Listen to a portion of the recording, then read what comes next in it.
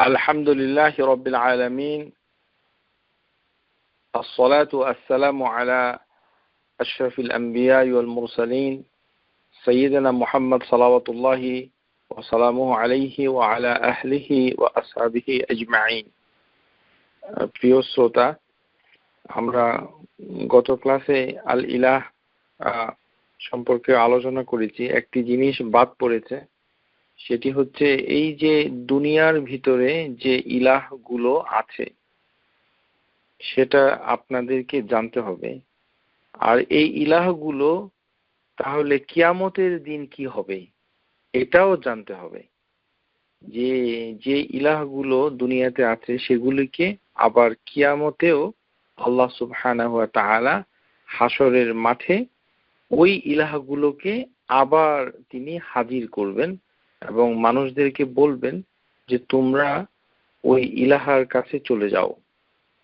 তাহলে ইলাহা দুনিয়াতেও আছে এবং কিয়ামতেও থাকবে। তার মানে এত বড় থাকা, তার মানে এখানে তো আছেই।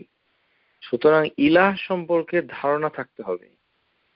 শুধু লা ইলাহা বললে মানে কাজ হবে না, বুঝতে হবে যে এটাতে কি বোঝাচ্ছে। যে এই যে ইলাহ, এই যে সকল বাতিল ইলাহগুলো, সেই ইলাহগুলো দুনিয়াতে মওজুদ ছিল, মওজুদ আছে, ভবিষ্যতে থাকবে, কিয়ামতের দিনও থাকবে। যেমন আল্লাহ সুবহানাহু ওয়া তাআলা বলছেন সূরা নামল, ইয়াওমা নাহশুরু মিন কুল্লি উম্মাতিন ফাওজান মিম্মান ইউকাযযিবু বিআয়াতিনা ফাহুম ইউজাউন। যেদিন আমি একত্রিত করব এক একটি দলকে, যেসব সম্প্রদায় থেকে যারা আমার আয়াতসমূহকে মিথ্যা বলতো। যেমন সূরা ইয়াসিনে এসছে, ওয়ামতাজুল ইয়াউম আইয়ুহাল মুজরিমুন, যে অপরাধী যারা তারা আজকে আলাদা হয়ে যাও। এই যে দলে বিভক্ত হয়ে যাওয়া, এরা শুধু দলেই বিভক্ত হবে না, বরঞ্চ তাদের ইলাহ তাদের সাথে থাকবে। এটা গুরুত্বপূর্ণ। সুতরাং ইলাহা কোনো ঠাকুরমার ঝুলি নয় যে এটা বিশ্বাস করলে করলাম, না করলে নাই, এরকম নয়। জানতে হবে যে ইলাহা কত গুরুত্বপূর্ণ, যে বাতিল ইলাহগুলো কিয়ামতেও আল্লাহ হাজির করবেন। আন আবি সাঈদ বিল খুদরি রাদিয়াল্লাহু আনহু قال রাসূলুল্লাহ সাল্লাল্লাহু আলাইহি ওয়াসাল্লাম ইযা কানা ইয়াউমুল কিয়ামা আযিনা মুআযযিনু লাতাত্তাবিউ কুল্লু উম্মাতিন মা কানাত তা'বুদুন। যে কিয়ামতের দিন একজন ঘোষক ঘোষণা করবে, প্রত্যেক উম্মত যারা যারা এই ইবাদত বা পূজা করত তাদেরকে তোমরা অনুসরণ করো। যাদের তাদের ইলাহা ছিল, যাদের তারা ইবাদত করত অথবা পূজা বাংলা শব্দে যদি মনে করে, তাহলে ওই ইলাহার দিকে, ওই মাবুদের দিকে তোমাদের অনুসরণ করো। ফালা ইয়াবকা আহাদুন কানা ইয়াবুদু গায়রুল্লাহ মিনাল আসনাম ওয়াল আনসাব ইল্লা ইয়াতাসাকাতুনা মিনান নার। যে যারা মূর্তি পূজা করত, মূর্তি পূজার বেদিতে উপাসনা করত, তাদেরকে ওইভাবে ডাকা হবে যারা আল্লাহ ছাড়া অন্য কিছুর মানে উপাসনা করত। যেমন উদাহরণ হিসাবে এসেছে যে ইহুদি যারা যারা উজাইরের ইবাদত করত, তাদেরকে বলা হবে যে ওদিকে যাও। ফায়াদু ইয়াহুদ ফায়াকুলু লাহুম মা কুনতুম তা'বুদুন। হ্যাঁ, তখন তারা বলবে যে ওজাইর ইবনুল্লাহ। যেমন এই নাসারা যারা, তারা মানে ঈসা ইবনুল্লাহ বলবে এইভাবে। তখন আল্লাহ সুবহানাহু ওয়া তাআলা মানে এই কিয়ামতের মাঠে প্রত্যেকে যার যার ইবাদত করত তাদের সাথে তারা মিলে যাও, এই হুকুম করবে। তাত্তাবিউ কুল্লু উম্মাতিন মা কানাত তা'বুদুন, যে আজকে তোমরা প্রত্যেক মাবুদ যাদের যে সকল ইলাহা ছিল। এখন প্রশ্ন হতে পারে যে যারা খেয়াল খুশিকে মানে মানে ইয়ে করা, মানে উপাস্য বানিয়েছে, মাবুদ বানিয়েছে, যে তাদেরকে আল্লাহ কিভাবে হাজির করবে? শুনুন, আল্লাহ সুবহানাহু ওয়া তাআলার একটি নাম হচ্ছে মুসাউবির। তিনি আকৃতি দান করেন। কিভাবে খেয়াল খুশিকে একটি আকারে দাঁড় করিয়ে বলবে আল্লাহ, এটা আল্লাহ সুবহানাহু ওয়া তাআলা আমার এবং আপনার থেকে ভালো জানেন। সুতরাং প্রত্যেক মাবুদকে আল্লাহ সুবহানাহু ওয়া তাআলা মানে হাজির করবেন, তারাও থাকবে। এই হাদিসটুকু মানে যদি কেউ শুনতে দেখতে চায়, এটা মুসলিমের ভিতরে আছে, কিতাবুল ইমান বাব ইসবাত রুইয়াতুল মুমিনিন ফিল আখিরা রাব্বাহুম। যেমন কেউ যদি চান সূর্য, দেবদেবী, দেবতা দেবী, বাতিল মাবুদের ইবাদত করে, তাদেরকেও আল্লাহ সুবহানাহু ওয়া তাআলা মানে এরকম এই কিয়ামতের দিন তাদের সাথে থাকতে বলবে। আন আবি হুরায়রা রাদিয়াল্লাহু আনহু قال রাসূলুল্লাহ সাল্লাল্লাহু আলাইহি ওয়াসাল্লাম قال يحشر الناس يوم القيامة فيقول من كان يعبد شيئا فليتبعه فمنهم من يتبع الشمس। যে যারা যে সকল ইবাদত করত দুনিয়াতে তারা যেন তাদের সাথে থাকে। যেমন বলা হবে যারা সূর্যের পূজা করে তারা সূর্যের সাথে থাকবে। ওমিনহুম মান ইয়াত্তাবিউল কামার, যারা চন্দ্রের পূজা করে তারা চন্দ্রের কাছে থাকবে। ওমিনহুম মান ইয়াত্তাবিউ তাওয়াগীতি, যে যারা তাগুদের উপাসনা করে, তাগুত মানে আল্লাহ ছাড়া বাকি যে উপাসনাগুলো করে, তারা তাদের সাথে থাকার জন্য বলা হবে। হাদিস বুখারী 6573। তাহলে আমরা বুঝতে পারলাম যে এই যে ইলা, এটা একটি মানে বিশেষ জরুরি যেটা বোঝা যে অনেক বাতিল ইলাহাগুলো আছে, ছিল, ভবিষ্যতেও থাকবে, এমনকি কিয়ামতেও থাকবে। সুতরাং এটা নাই এটা বলা যাবে না।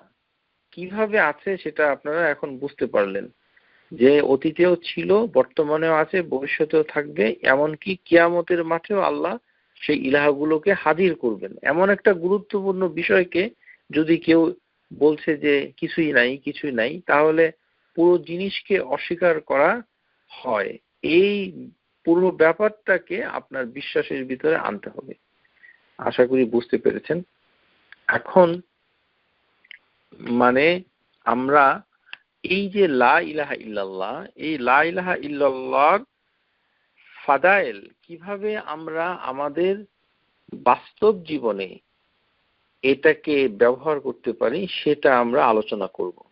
এটা গুরুত্বপূর্ণ। আমরা যেভাবে বিসমিল্লাহ এর তাৎপর্য আলোচনা করার পর্যায়ে আমরা বিসমিল্লাহকে কিভাবে আমরা জিক্রুল্লাহি তাআলা, আল্লাহ ইবাদতে মুখে বলার মাধ্যমে এটাকে উপস্থাপন করতে পারি, সেভাবে আমরা শিখেছি। এখন আপনাদের সামনে খিদমতে আমি লা ইলাহা ইল্লাল্লাহর অনেক ব্যবহার আছে, কিন্তু বিশেষ করে যেগুলি খুবই গুরুত্বপূর্ণ সেগুলো আমরা একে একে আলোচনা করব এবং সেগুলোকে আমরা চেষ্টা করব যে আমাদের মানে এই বাস্তবে যেন আমরা সেই জিকিরগুলো করতে পারি। ফাদাইল লিকালিমাতিত তাওহীদ, আমরা আগেই বলেছি যে লা ইলাহা ইল্লাল্লাহকে যদি খুব শুদ্ধ হাদিস এবং শরিয়ার ভাষা বলতে হয়, তাহলে শুধুমাত্র লা ইলাহা ইল্লাল্লাহ, যেটাকে আমরা তাহলিল বলছি, সে তাহলিল বলছি জিনিসটাকে করার জন্য। বারবার লা ইলাহা ইল্লাল্লাহ বলাটাকে বলা হয় তাহলিল। আর সব বাক্যটাকে অধিকাংশ স্কলার কালিমাতুত তাওহীদ বলেছে, যেটা আমরা বাংলাদেশে কালিমাতুত তাইয়্যিবা বলছি। তো কালেমা তাইয়্যিবা বলা যায়, কিন্তু উত্তম হচ্ছে কালেমাতুত তাওহীদ বলা। এখন থেকে আপনারা এটাকে কালেমা তাইয়্যিবা না বলে কালেমা তাওহীদ এই নামে এটাকে ডাকবেন, এটাই সবচেয়ে উত্তম, যদিও এর অন্য নাম আছে। এখন এটার ফাদাইল, মিন ফাদাইলুহা আন্নাহা আফদালুল আমাল ওয়া আকসারুহু তাদিয়াফান, যে হাদিসের ভিতরে এসেছে ওয়াফি সহিহাইন, বুখারী মুসলিমের ভিতরে এসেছে, আন আবি হুরায়রা রাদিয়াল্লাহু আনহু আন্না নবী সাল্লাল্লাহু আলাইহি ওয়াসাল্লাম قال من قال لا اله الا الله وحده لا شريك له له الملك وله الحمد ওয়া হুয়া আলা কুল্লি শাইইন কাদির ফি ইয়াউমিন মিআতি মাররা। যদি কেউ, এখানে লা ইলাহা ইল্লাল্লাহ শুধুমাত্র একটি বাক্যে আসেনি, এই লা ইলাহা ইল্লাল্লাহর একটি কায়দা আমাদেরকে হাদিসে শিক্ষা দেওয়া হচ্ছে যে আমরা যদি প্রতিদিন 100 বার এটা এইভাবে মানে তাসবির মতো করে পড়ি, এই আসলো 100 বার পড়ার দলিল। লা ইলাহা ইল্লাল্লাহু ওয়াহদাহু লা শারীকা লাহু লাহুল মুলক ওয়া লাহুল হামদ ওয়া হুয়া আলা কুল্লি শাইইন কাদির ফি ইয়াউমিন মিয়াতি মাররা, 100 বার। তাহলে যে ফজিলত রয়েছে সেটি হচ্ছে কানাত লাহু আদলান আশরি রিকাব, মানে 10টি গোলাম আজাদ করার সওয়াব হবে। ও কুতিবাত লাহু মিয়াতু হাসানাত, 100টি সওয়াব হবে। ও মুহিতান আনহু মিয়াতু সাইয়্যাত, আল্লাহ সুবহানাহু ওয়া তাআলা 100টা গুনাহ তার মিটিয়ে দিবেন। ওয়া কানাত লাহু হিরজান মিনাশ শাইতান ইয়াওমাহু যালিকা হাত্তা ইউমসি, সন্ধ্যা পর্যন্ত সে শয়তানের আক্রমণ থেকে রক্ষা করবে। ওয়ালাম ইয়াতি আহাদুন বিআফদালু মিম্মা জাআ বিহি ইল্লা আহাদুন আমালি আকতার মিন যালিক। এই হাদিসটুকু মুত্তাফাকুন আলাইহি এর ভিতরে আছে। তো এটা আমরা 100 বার পড়তে পারি, সকাল সন্ধ্যা পর্যন্ত আমরা এটা পড়লে আমাদের শয়তানের আসর থেকেও রক্ষা পাবো। ومن فضائلها أن أفضل من قوله النبي صلى الله عليه وسلم ثبت في الحديث أن النبي صلى الله عليه وسلم قال, তিনি বলছেন أفضل ما قلت أنا نبيون عشية عرفة। ভালো করে লক্ষ্য করুন, সমস্ত নবীদের, সমস্ত নবী, লক্ষ্য করুন রাসূলুল্লাহ সাল্লাল্লাহু আলাইহি ওয়াসাল্লাম বলছেন সমস্ত নবীদের যত দোয়া পড়তো তার ভিতরে, সমস্ত দোয়ার ভিতরে উত্তম দোয়া যেটা আরাফার ময়দানে গিয়ে পড়ে। এর মানে এই না যে আমরা নিউ ইয়র্কে থেকে পড়তে পারবো না আর আমাদের আরাফার দিন এটা পড়তে হবে, এটি কিন্তু ঠিক নয়। এটি হর হামেশাই আমরা পড়তে পারবো, এর অভ্যাস আমাদের করতে হবে। এটি হচ্ছে সবচেয়ে উত্তম দোয়া। যত আমরা দোয়া করি লা ইলাহা ইল্লাল্লাহ বলে না থেমে, লা ইলাহা ইল্লাল্লাহু ওয়াহদাহু লা শারীকা লাহ লাহুল মুলক ওয়া লাহুল হামদ ওয়া হুয়া আলা কুল্লি শাইইন কাদির, এটা এই দোয়া এটি হাদিসের ভিতরে এসেছে, অনেক কিতাবের ভিতরে আছে, হজের বইতেও এটি পাবেন। আবার অন্য রিওয়ায়াতে এসেছে খায়রুদ দুআ দুআউ ইয়াউমুল আরাফা, সবচেয়ে উত্তম দোয়া হচ্ছে যে দোয়া ইয়াউমুল আরাফাতে করা হয়। তার মানে এটা প্রতিদিনই এই দোয়া পড়া যায়। খায়রু মা কুলতুহু আনা ওয়া নাবিয়ুনা মিন ক্বাবলি, যেটি আমি নিজে পড়েছি অথবা এবং আমার নবীগণ যারা আমার আগে এসেছেন তারা পড়েছেন। সুতরাং সমস্ত নবীদের দোয়াটা আমাদের শিখে রাখলে ভালো। এই কারণে এটা শিখতে হবে, এটা মনের খুশি মতে আন্তাজেই কিছু একটা ইউহয়ি ওয়া ইউমীত এই কথাটা নাই এখানে। লক্ষ্য করুন, লা ইলাহা ইল্লাল্লাহু ওয়াহদাহু লা শারীকা লাহ লাহুল মুলক ওয়া লাহুল হামদ ওয়া হুয়া আলা কুল্লি শাইইন কাদির, এটার ভিতরে ইউহয়ি ওয়া ইউমীত এই কথাটা বাদ পড়েছে। সুতরাং ওটা বাদ দিয়ে যদি লা ইলাহা ইল্লাল্লাহু ওয়াহদাহু লা শারীকা লাহ, এর অর্থ আপনারা সবাই জানেন যে একমাত্র প্রকৃত ইলাহ যিনি বা উপাসনা পাওয়ার যোগ্য তিনি হচ্ছেন আল্লাহ, আর হচ্ছে তিনি একক, তার কোনো শরীক নাই, সমস্ত রাজত্ব তারই এবং তিনি সমস্ত প্রশংসা তারই এবং তিনি সমস্ত কিছুর উপরে কাদির, ক্ষমতাবান। এই আফদালুহা সাহিবুজ যুনবি ইয়াউমাল কিয়ামা, যে এই যে লা ইলাহা ইল্লাল্লাহ এটা কতটুকু মানে গুরুত্ব বহন করে, আমি আপনাদেরকে যেই বই থেকে এই দর্শটি দিচ্ছি এই মুহূর্তে, সেই বইটি লিখেছে ফিকহ আদিয়াত ওয়াল আযকার আব্দুর রাজ্জাক বিন আব্দুল মুহসিন বিল বদর।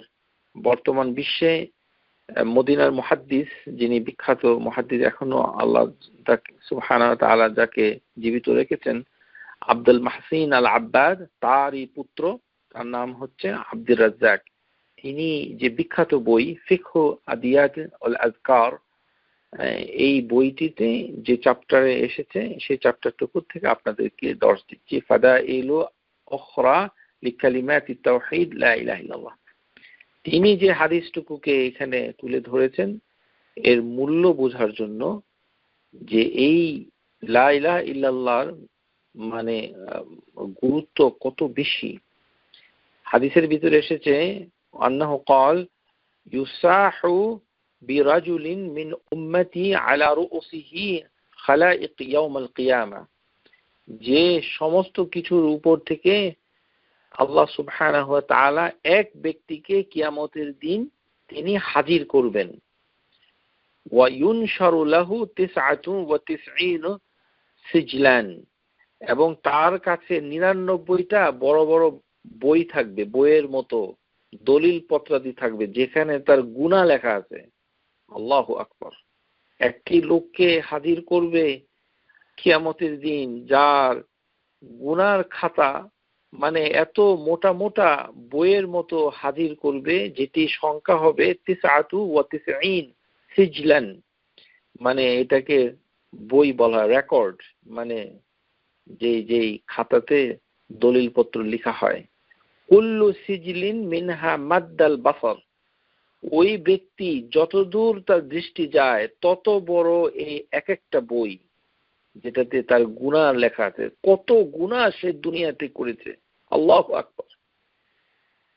আমরা কতদূর দেখতে পাই দুনিয়ার দৃষ্টিতে? মনে করেন 1 মাইলের পরে মনে হয় না কার কেউ দেখতে পায়, এরকম আমি জানি না সঠিক কত দূর দেখতে পায়। যত দূর দৃষ্টি যায় তত বড় হচ্ছে ওই বইটা, এক একটা বই। এরকম 99টা কিতাব মানে বই, এটার ভিতরে গুনাহ লেখা আছে। এর কত পাতা সেটা বর্ণনা করা হয় নাই।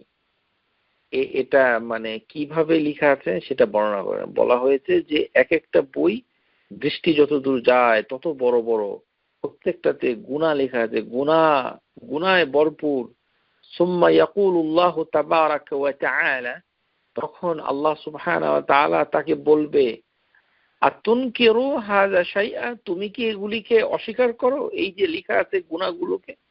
তখন ওই ব্যক্তি বলবে, ফায়াকুলু লা ইয়া রাব্বি, হে আমার রব, আমি অস্বীকার করি না।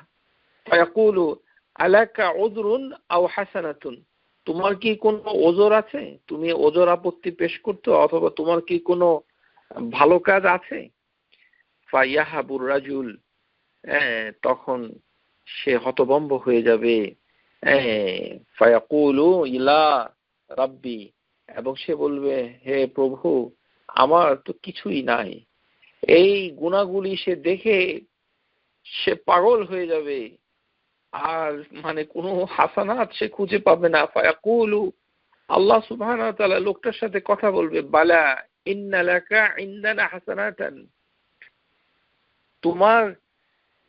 তোমার জন্য আমাদের কাছে ইনদানা একটা হাসানাত পাওয়া গেছে। একটা কার্ডের মতো এত বড় বড় গুনার বইয়ের ভিতরে একটি ছোট কার্ড, কাগজের টুকরা পাওয়া গেছে। ওয়া ইন্নাহু লা যুলমু আলাইক, আজ কিয়ামতের মাঠে তোমার উপরে কেউ জুলুম করবে না। ফাতুখরিজা লাহু বিতাকাতুন ফিহা, তখন সেই ছোট্ট কার্ডের টুকরা, কার্ড, বিতাকা শব্দের অর্থ হচ্ছে কার্ড আর কি, একটা পেজ, একটা পাতা, একটা ছোট একটা পাতা, সেটাকে বের করা হবে। সেই পাতাতে লেখা থাকবে, আশহাদু আল্লা ইলাহা ইল্লাল্লাহ ওয়া আন্না মুহাম্মাদান আবদুহু ওয়া রাসূলুহু। তার মানে এই কথাটা সে জীবনে খুব সম্ভবত একবার সাক্ষী দিয়েছিল, ওই কথাটা ওই কার্ডে লেখা আছে। ফায়াকুলু ইয়া রাব্বি মা হাযিহি বিতাকাতুন মা হাযিহি সিজিলাত, এই যে সিজিলাতগুলি, এই যে এত মোটা মোটা গুনার বইগুলো, প্রিয় শ্রোতা, আমাদের গুনাহগুলোকে আল্লাহ সুবহানাহু ওয়া তাআলা বইয়ের আকারে ভলিউম হিসেবে আমাদের কাছে উপস্থাপন করবে কিয়ামতের মাঠে। আমরা এই গুনার যে বিস্তৃতি এই বইয়ের দেখে কোনোটাই অস্বীকার করতে পারবো না। যেমন এই লোকটি অস্বীকার করতে পারছে না, তখন সে পাগল পড়ায় হয়ে যাবে। কত কিছু করেছি জীবনে, এর মোকাবেলায় এই একটি ছোট্ট পাতা যেখানে এই কথাটা লেখা আছে সেটা কেমন করে মানে মানে তার মোকাবেলা করবে, এই কথাটাই সে আল্লাহ সুবহানাহু ওয়া তাআলাকে ভয়ে বলবে। ফায়াকুলু আযজা ওয়া জাল, তখন আল্লাহ তাকে বলবে ইন্নাকা লা তুজলামু, আজ তোমার উপর কোনো জুলুম করা হবে না। ক্বাল ফাতাউদু ফি সিজলাতু ফি কিফা, একটি পাল্লায় ওই সমস্ত 99টা ওই গুনার বইকে রাখো। ও বিতাকাতুন ফি কিফাতি, আর আরেকটি পাল্লায় ওই ছোট কাগজের টুকরাটা রাখো। ফাতাশিতি সিজলাতি, সাথে সাথে তখন ওই 99টা গুনার বই পাল্লাটা হালকা হয়ে যাবে। ও সুকিলাত বিতাকাতু, তখন তার মানে ওই আশহাদু আল্লা ইলাহা ইল্লাল্লাহ এই বই, এই পাল্লাটা সাথে সাথে ভারী হয়ে যাবে। সুবহানাল্লাহ। এই যে এত বড় একটি, এটি এই কারণেই হয়েছে, হাদিসের ভিতরে অন্য একটি রিওয়ায়াত এসেছে ফালা ইউসকিলু মা ইসমুল্লাহি শাইআ, যে আল্লাহর নামের মোকাবেলায় কোনো কিছুই ভারী হতে পারে না। এই হাদিসটুকুকে শেখ আলবানী সহিহ বলেছেন এবং ইমাম আহমদ তিরমিজিতে এই হাদিসটুকু এসেছে সহিহ জামিউ সগীর হাদিস নাম্বার 5095 এবং তিরমিজি এবং ইবনে মাজাতে এসেছে। রাসূলুল্লাহ সাল্লাল্লাহু আলাইহি ওয়াসাল্লাম বলছেন যে কিয়ামতের দিনে মানে যখন জাহান্নাম থেকে লোক, মুসলমান যারা একবার লা ইলাহা ইল্লাল্লাহ পড়েছে তাদের অবস্থা কি হবে, তাদেরকে যখন বের করা হবে। আন্নান নবী সাল্লাল্লাহু আলাইহি ওয়াসাল্লাম আন্নাহু ক্বাল ইয়াখরুজু মিনান নার মান ক্বালা লা ইলাহা ইল্লাল্লাহ ওয়া ফি কলবিহি ওয়াজনু শাঈরাতিন মিনাল খায়র, যে একেবারে বার্লির দানার মতো যদি থাকে তার অন্তরের ভিতরে অল্প একটু লা ইলাহা ইল্লাল্লাহ, তাকে বের করে আনা হবে। ওয়া ইয়াখরুজু মিনান নার মান ক্বালা লা ইলাহা ইল্লাল্লাহ ওয়া ফি কলবিহি ওয়াজনু বুররাতিন মিনাল খায়র, এই ছোট দানা শস্যের কণা এরকম। ওয়া ইয়াখরুজু মিনান নার মান ক্বালা লা ইলাহা ইল্লাল্লাহ ফি কলবি ওয়াজনু দাররাতিন মিনাল খায়র, একেবারে দাররা পরিমাণ, অণু পরমাণু পরিমাণ যদি লা ইলাহা ইল্লাল্লাহ তার অন্তরে থাকে, আল্লাহ সুবহানাহু ওয়া তাআলা তাকেও মানে জাহান্নাম থেকে বের করে নিয়ে আসবেন। হাদিসের ভিতরে এসেছে ওমিন ফাদাইল হাযা কালিমাতুন আন নূহান ক্বালা লি ইবনিহি ইনদা মাউতিহি, যে নূহ আলাইহিস সালাম তার মৃত্যুর সময় তার পুত্রকে বলল আমুরুকা বিলা ইলাহা ইল্লাল্লাহ, আমি তোমাকে আদেশ করছি লা ইলাহা ইল্লাল্লাহ। ফা ইন্নাস সামাওয়াতি সাবআ, যেমন 7 হেভেন ওয়াল আরদাইন সাবআ, এবং মানে 7 জমিন লাউ বুদিআত ফি কিফাতি, যে যদি এটি একটি পাল্লায় রাখা হয়, ও বুদিআত লা ইলাহা ইল্লাল্লাহ ওয়া কিফাতি ওয়া জাহাত বিহিন্না লা ইলাহা ইল্লাল্লাহ, তাহলে লা ইলাহা ইল্লাল্লাহটা ভারী হবে। ওয়ালাউ আন্না সামাওয়াতি সাবআ কুন্না হালকাতান মুবহামাতান লা কাসামাতহুন্না লা ইলাহা ইল্লাল্লাহ। আপনারা এটা জানেন, এটা ফজিলতের হাদিস। যেমন মুসা আলাইহিস সালামের কাহিনীটা জানেন, যে তিনিও বলেছিলেন যে হে আল্লাহ আমাকে একটি খাস একটি কালেমা দাও। এটা তো সবাই পড়ে, ইয়া রাব্বি কুল্লি ইবাদিক ইয়াকুল হাযা লা ইলাহা ইল্লাল্লাহ, সবাই তো লা ইলাহা ইল্লাল্লাহ পড়ছে। সুতরাং ইন্নামা উরিদু শাইআন তাকসিনি বিহি, আমাকে একটু বিশেষ কিছু শিক্ষা দিন। তখন আল্লাহ সুবহানাহু ওয়া তাআলা এই একই কথাই বলেছেন যে 7 হেভেন এবং 7 জমিন যদি এক পাল্লায় রাখা হয়, লা ইলাহা ইল্লাল্লাহর পাল্লাটা ভারী হবে, এটি আপনারা সবাই জানেন। এখানে লক্ষ্য করুন যে লা ইলাহা ইল্লাল্লাহ কথাটা বলা হয়েছে, এই যে এতটুকু, এখানে কিন্তু মুহাম্মদুর রাসূলুল্লাহ ওই জিনিসটা নাই। কেননা এটা নূহ আলাইহিস সালাম তার ছেলেকে বলছে, তো সেখানে সে ছেলেকে বলছে না মুহাম্মদুর রাসূলুল্লাহ। তারপরে মুসা আলাইহিস সালাম তাকে আল্লাহ সুবহানাহু ওয়া তাআলা বলছে তুমিও লা ইলাহা ইল্লাল্লাহ বলো, তার মানে সেখানেও মুহাম্মদুর রাসূলুল্লাহ নাই। তার মানে যেটার ওজন বেশি সেটা হচ্ছে লা ইলাহা ইল্লাল্লাহ নিজেই। তাছাড়া আমরা যে সাক্ষ্য দেই যে আশহাদু আল্লা ইলাহা ইল্লাল্লাহ ওয়া আশহাদু আন্না মুহাম্মাদান, সেই সাক্ষ্যটাও একটা কাগজে লেখা আছে। আমাদের প্রত্যেকের যারা আমরা আজকে শুনছি কিংবা আমাদের মুসলিম সমাজে সবাই অন্তত জীবনে একবার এটা বলেছে, আর যদি না বলে থাকে তাহলে তাকে একবার তাকে বলে তার সাক্ষীকে পোক্ত করতে হবে, মানে সাবিত করতে হবে। যেমন হাদিসের ভিতরে এসেছে মান ক্বালা আবদুন, যে বান্দা বলবে লা ইলাহা ইল্লাল্লাহ কাত্তু মুখলিসান, সে অন্তরের সাথে বলবে, ইল্লা ফুতিহাত লাহু আবওয়াবুস সামা হাত্তা তুফদিয়া ইলাল আরশ মা ইজতিনাবা কাবায়ের। এখানে হাদিসটার ভিতরে লক্ষ্য করুন একটি শর্ত দিয়েছে যে এটি আরশ পর্যন্ত চলে যাবে, 7 হেভেনের দরজাগুলো খুলে যাবে আল্লাহ সুবহানাহু ওয়া তাআলা, কিন্তু তার কবিরা গুনাহ থেকে যদি সে বাঁচে। তার মানে বোঝা যাচ্ছে যে সমস্ত লা ইলাহা ইল্লাল্লাহ পাঠ করলে সবার একই রকম এফেক্ট হবে না। ভালো করে শুনুন, লা ইলাহা ইল্লাল্লাহর ফজিলতের দোয়াগুলি আমরা শিখব, কিন্তু যদি আপনি কবিরা গুনাহ থেকে না বাঁচেন তাহলে কিন্তু যেভাবে হাদিসের ভিতরে এসেছে সেইভাবে কিন্তু তার উপকার আমরা নাও পেতে পারি। যেমন হাদিসের ভিতরে মা ইজতিনাবাল কাবায়ের, এটা জামিউ তিরমিজিতে এই হাদিসটুকু এসেছে এবং সহিহ জামিউ সগীরে এসেছে, তিরমিজি হাদিস নাম্বার 3590। এই কথাটা শর্ত দিয়েছে ইজতিনাবা আল কাবায়ের।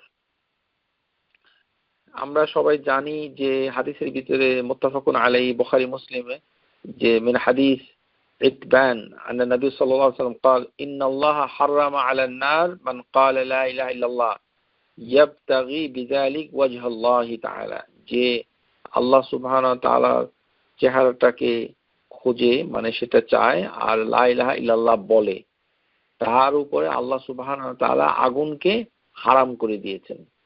তাহলে ওয়াজহিল্লাহ সে চায়, এবং আল্লাহ সুবহানাহু ওয়া তাআলার জন্যই সে কাজটি করে, এটি হচ্ছে ইখলাস।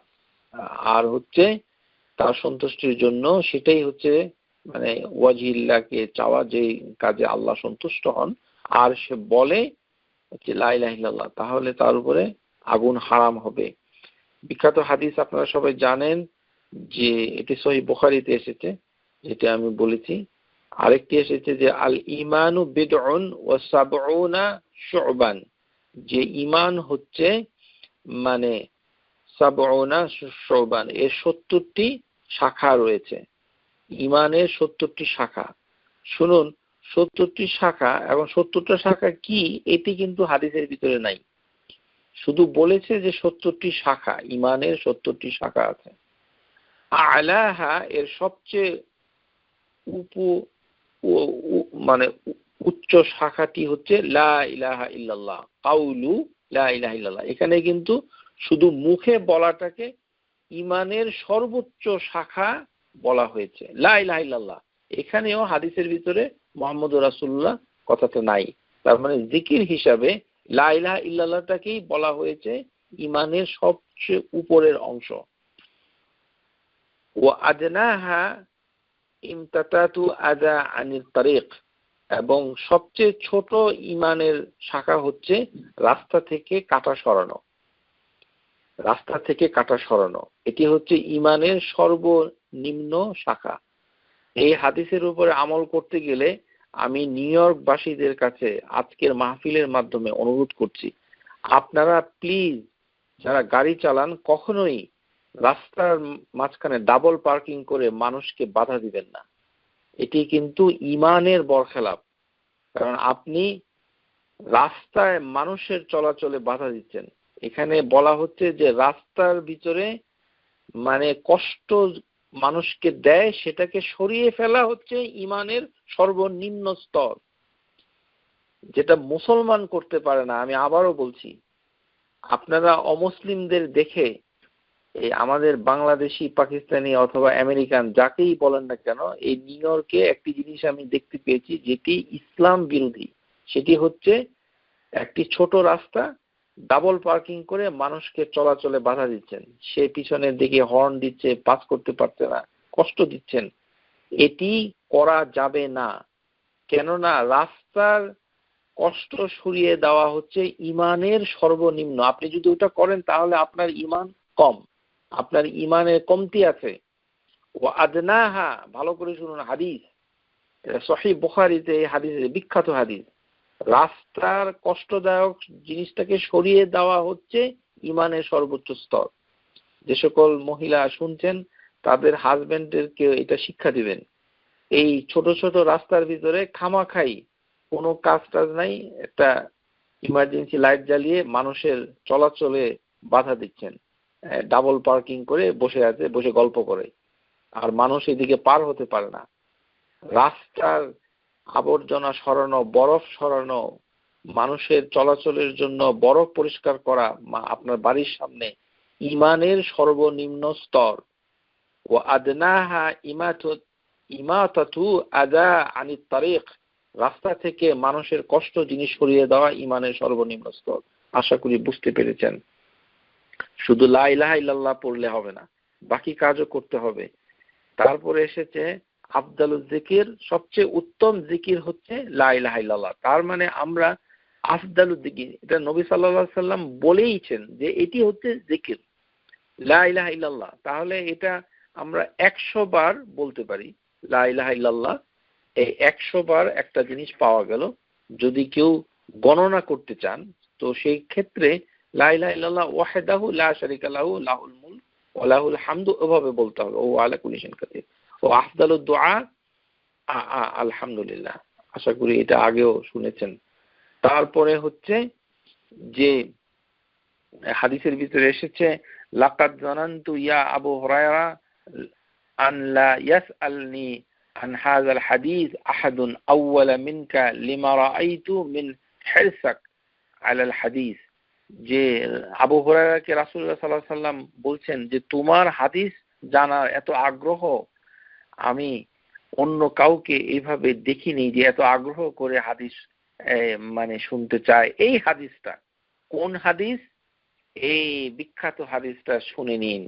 এটি সহিহ বুখারীতে এসেছে, হাদিস নাম্বার 99। আসআদুন নাস, মানুষের ভিতরে সবচেয়ে বেশি সৌভাগ্যবান, মানুষের ভিতরে সবচেয়ে বেশি সৌভাগ্য।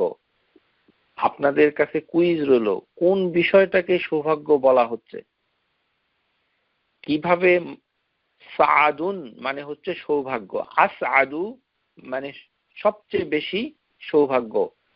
কোন জিনিসটাকে নবী সাল্লাল্লাহু আলাইহি সাল্লাম ভাগ্যের সাথে জড়িত রেখেছেন, যে এটি যার ভাগ্যে হবে তার ভাগ্য হবে সৌভাগ্য।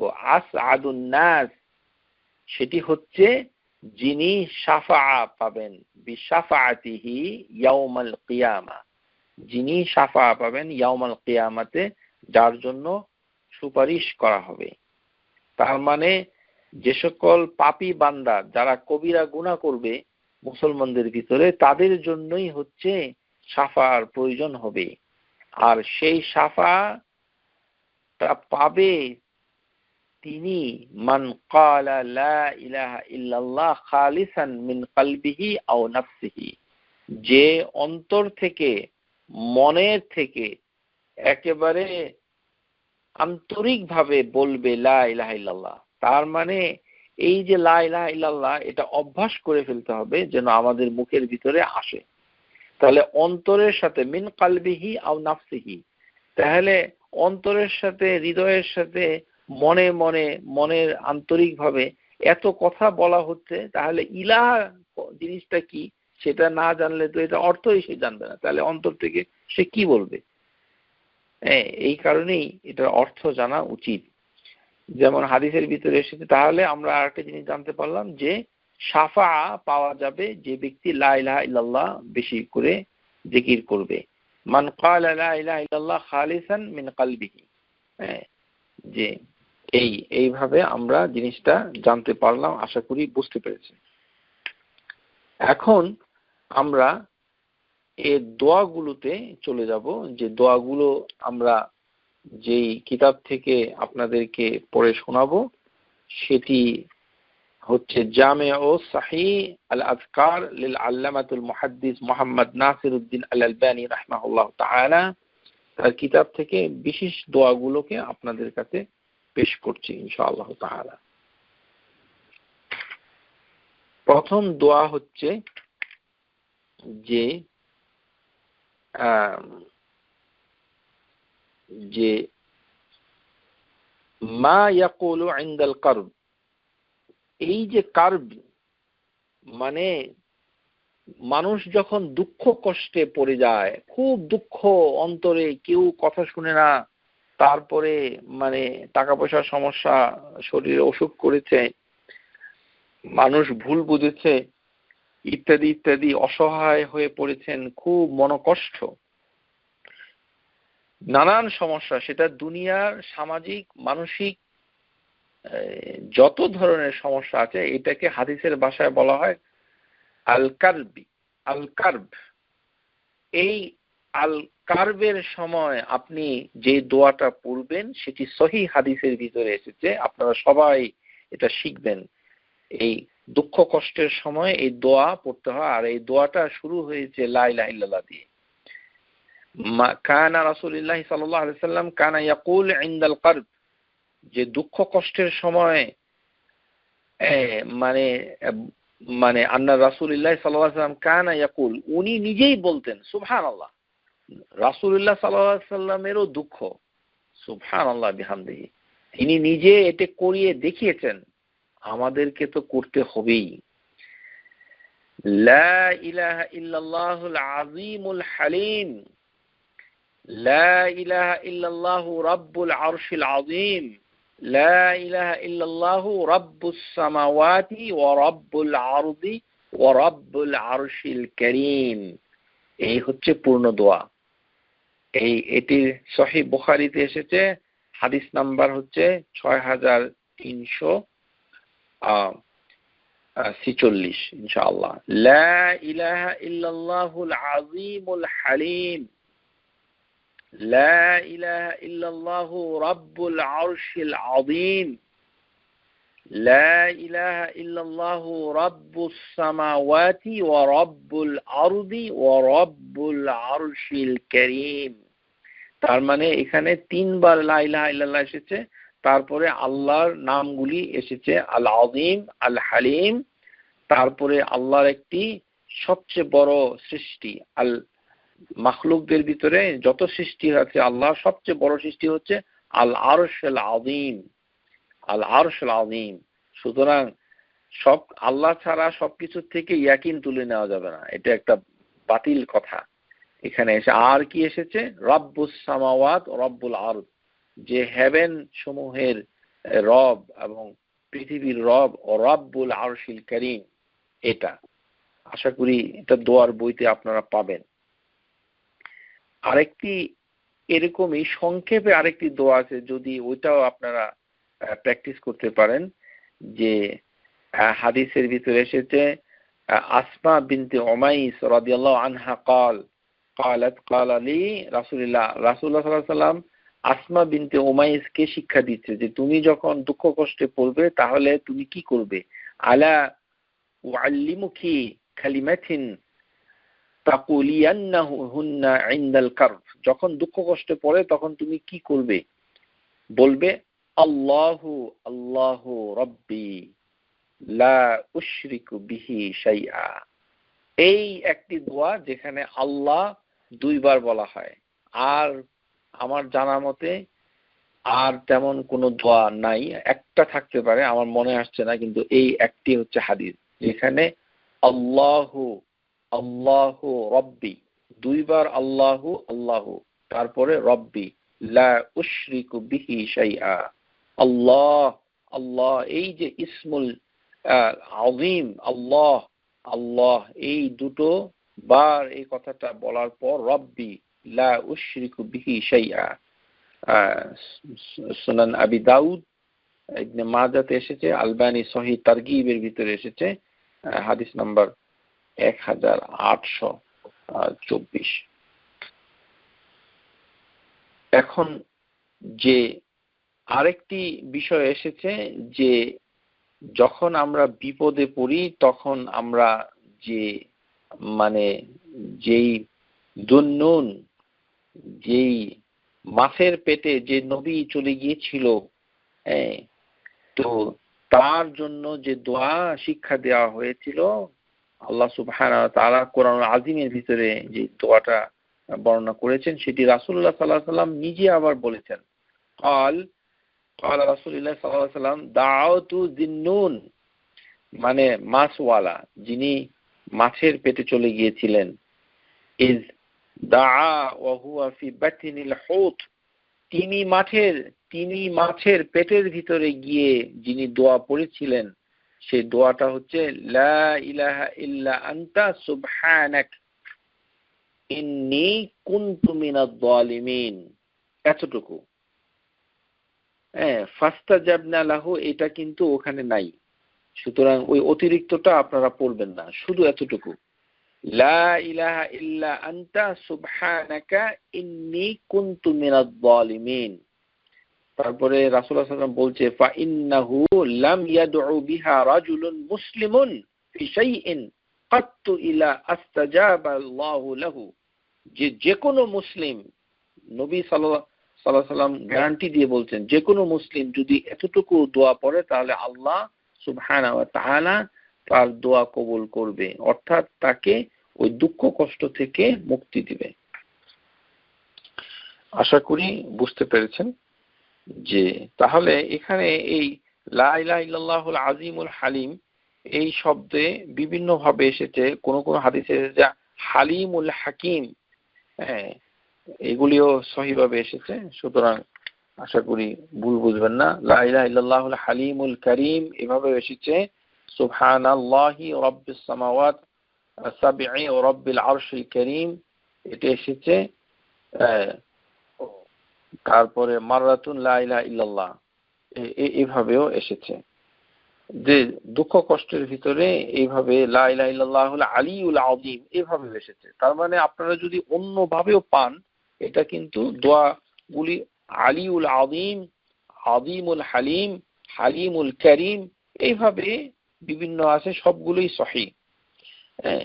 রাব্বুল আরশিল আযীম যে কোনো একটা পড়লেই হবে, আশা করি বুঝতে পেরেছেন। লা ইলাহা ইল্লাল্লাহুল হালিমুল কারীম সুবহানাহু ওয়া তাবারাকাল্লাহু রাব্বুল আরশিল আযীম ওয়াল হামদুলিল্লাহি রাব্বিল আলামিন এভাবেও এসেছে, আশা করি বুঝতে পেরেছেন।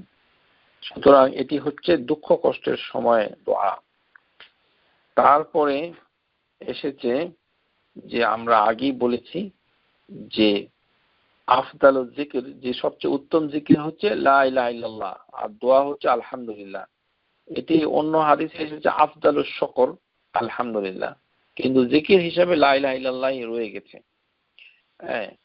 তো আমরা জিকির এখানে হচ্ছে তাসবির মতো করে যখন আমরা বারবার এটা পড়ব তখন এটা জিকির হবে। সেই ক্ষেত্রে মুহাম্মাদুর রাসূলুল্লাহ এটা বারবার বলতে হবে না।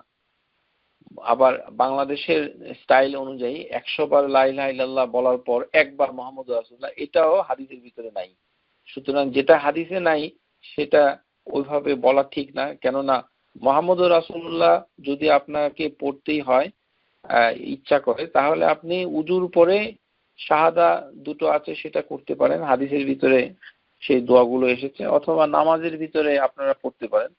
যেমন ওমর ইবনে খাত্তাব রাদিয়াল্লাহু আনহু আন্না নবী সাল্লাল্লাহু আলাইহি ওয়াসাল্লাম قال ما منكم احد يتودع ويبلغ او يسبغ الوضوء, যে পূর্ণাঙ্গ ভাবে উজু করবে,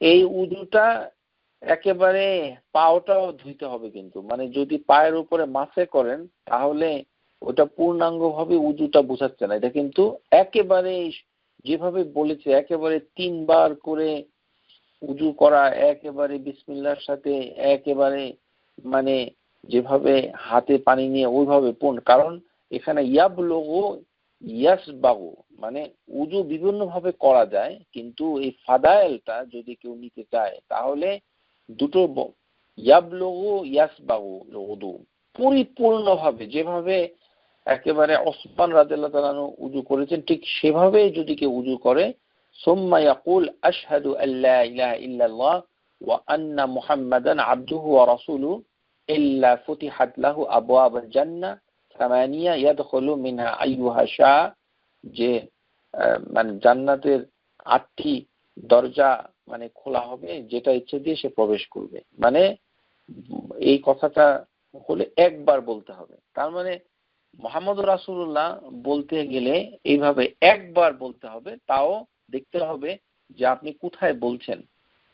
তো সুতরাং এটি সাক্ষী যেটা করা হয়, যেটা হাদিসের ভিতরে এসেছে, সেটি হচ্ছে একবার মান শাহাদা আল্লা ইলাহা ইল্লাল্লাহ মুহাম্মাদুর রাসূলুল্লাহ, এটা একবার, কিন্তু জিকির হিসাবে নয়। আরেকটি হচ্ছে নামাজের ভিতরে গিয়ে আপনি আশহাদু আল্লা ইলাহা ইল্লাল্লাহ ওয়া আশহাদু আন্না মুহাম্মাদান আবদুহু ওয়া রাসূলুহু, সেটা আমরা পড়তে পারি। আশা করি বুঝতে পেরেছেন। এখন যে যে জিনিসটি আমরা আলোচনা করব সেটি হচ্ছে যে মা আলাল আরদিল আহাদুন মা ইয়াকুল লা ইলাহা ইল্লাল্লাহু আল্লাহু আকবার লা হাওলা ওয়ালা কুওয়াতা ইল্লা বিল্লাহ ওয়া কুফিরাত আনহু খাতায়া ওয়ালাউ কানাত মিসলা জাবাদিল বাহর। যে সমুদ্রের ফেনার মতো, এটা আমাদের দেশে সবাই জানেন এই হাদিসটা, যে সমুদ্রের ফেনার মতো যদি, এটি সহিহ হাদিস, যে তার গুনাহ থাকে তাহলে আল্লাহ সেই গুনাহকে মাফ করে দিবে। সাগায়ের গুনাহ সেটি হচ্ছে লা ইলাহা ইল্লাল্লাহু ওয়াল্লাহু আকবার ওয়ালা হাওলা ওয়ালা কুওয়াতা ইল্লা বিল্লাহ, এতটুকু পর্যন্ত পড়তে হবে। তখন আল্লাহ ওটা যত ছোট ছোট গুনাহ আছে সেই গুনাহগুলোকে আল্লাহ সুবহানাহু ওয়া তাআলা মাফ করে দিবেন। আশা করি এটি বুঝতে পেরেছেন।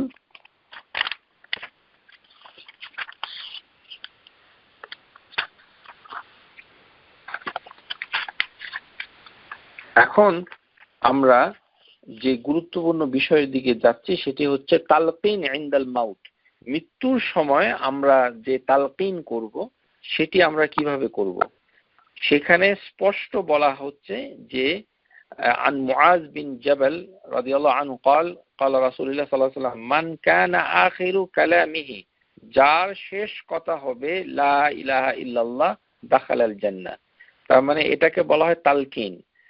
যারা একেবারে মুমূর্ষু হয়ে গেছে, কিছুক্ষণের ভিতরে ইন্তেকাল করবে, মারা যাবে এরকম আশঙ্কা করা হচ্ছে, তাকে বলতে হবে আর কোনো কিছু সে বলার জন্য তাকে তাগাদা দিবেন না। এখানে শুধু লা ইলাহা ইল্লাল্লাহ, এই এখানে আবার মুহাম্মদুর রাসূলুল্লাহ বলে তাকে কষ্ট দিবেন না, অনর্থক, কারণ এর কোনো দলিল নেই। শুধুমাত্র আখিরু কালাম, যার শেষ কথা হবে লা ইলাহা ইল্লাল্লাহ, এটি তালকিন করার ক্ষেত্রে এসেছে। আন আয়েশা রাদিয়াল্লাহু তাআলা আনহা قالت লাকিন্নু হালকাকুম, তোমরা যারা মৃত্যুবরণ করে তাদের কাছে তোমরা তালকিন করো। এখানে স্পষ্ট হাদিস থাকার পরেও আমাদের সমাজে কিছু না, বাংলাদেশের পুরাটাই, এই যে মানুষ যখন মৃত্যুবরণ করে তখন তাদের শ্বাসকষ্ট হয়। আপনারা সবাই লক্ষ্য করেছেন যে মুমূর্ষু ব্যক্তি, তার শ্বাস ফেলতে কষ্ট হয়, তার দম ছোট হয়ে আসে। যেখানে সে দম রাখতে পারছে না সেখানে এক বোঝা হিসাবে মুহাম্মদুর রাসূলুল্লাহ পড়ার জন্য চাপ দেওয়া হচ্ছে। এটি হচ্ছে এক ধরনের মূর্খতা, এটি কোথাও নাই। বাংলাদেশ তো আর হাদিস তৈরি করে না, হাদিস এটা কিতাবের ভিতরে রয়েছে, আর আমাদের জ্ঞান বুদ্ধি দিয়ে তালকিন হাদিসের বইতে লেখা হয় নাই। আমাদের বড় পণ্ডিত হলে চলবে না, আমাদের সাধারণ জিনিস সহজভাবে শিক্ষা নিতে হবে।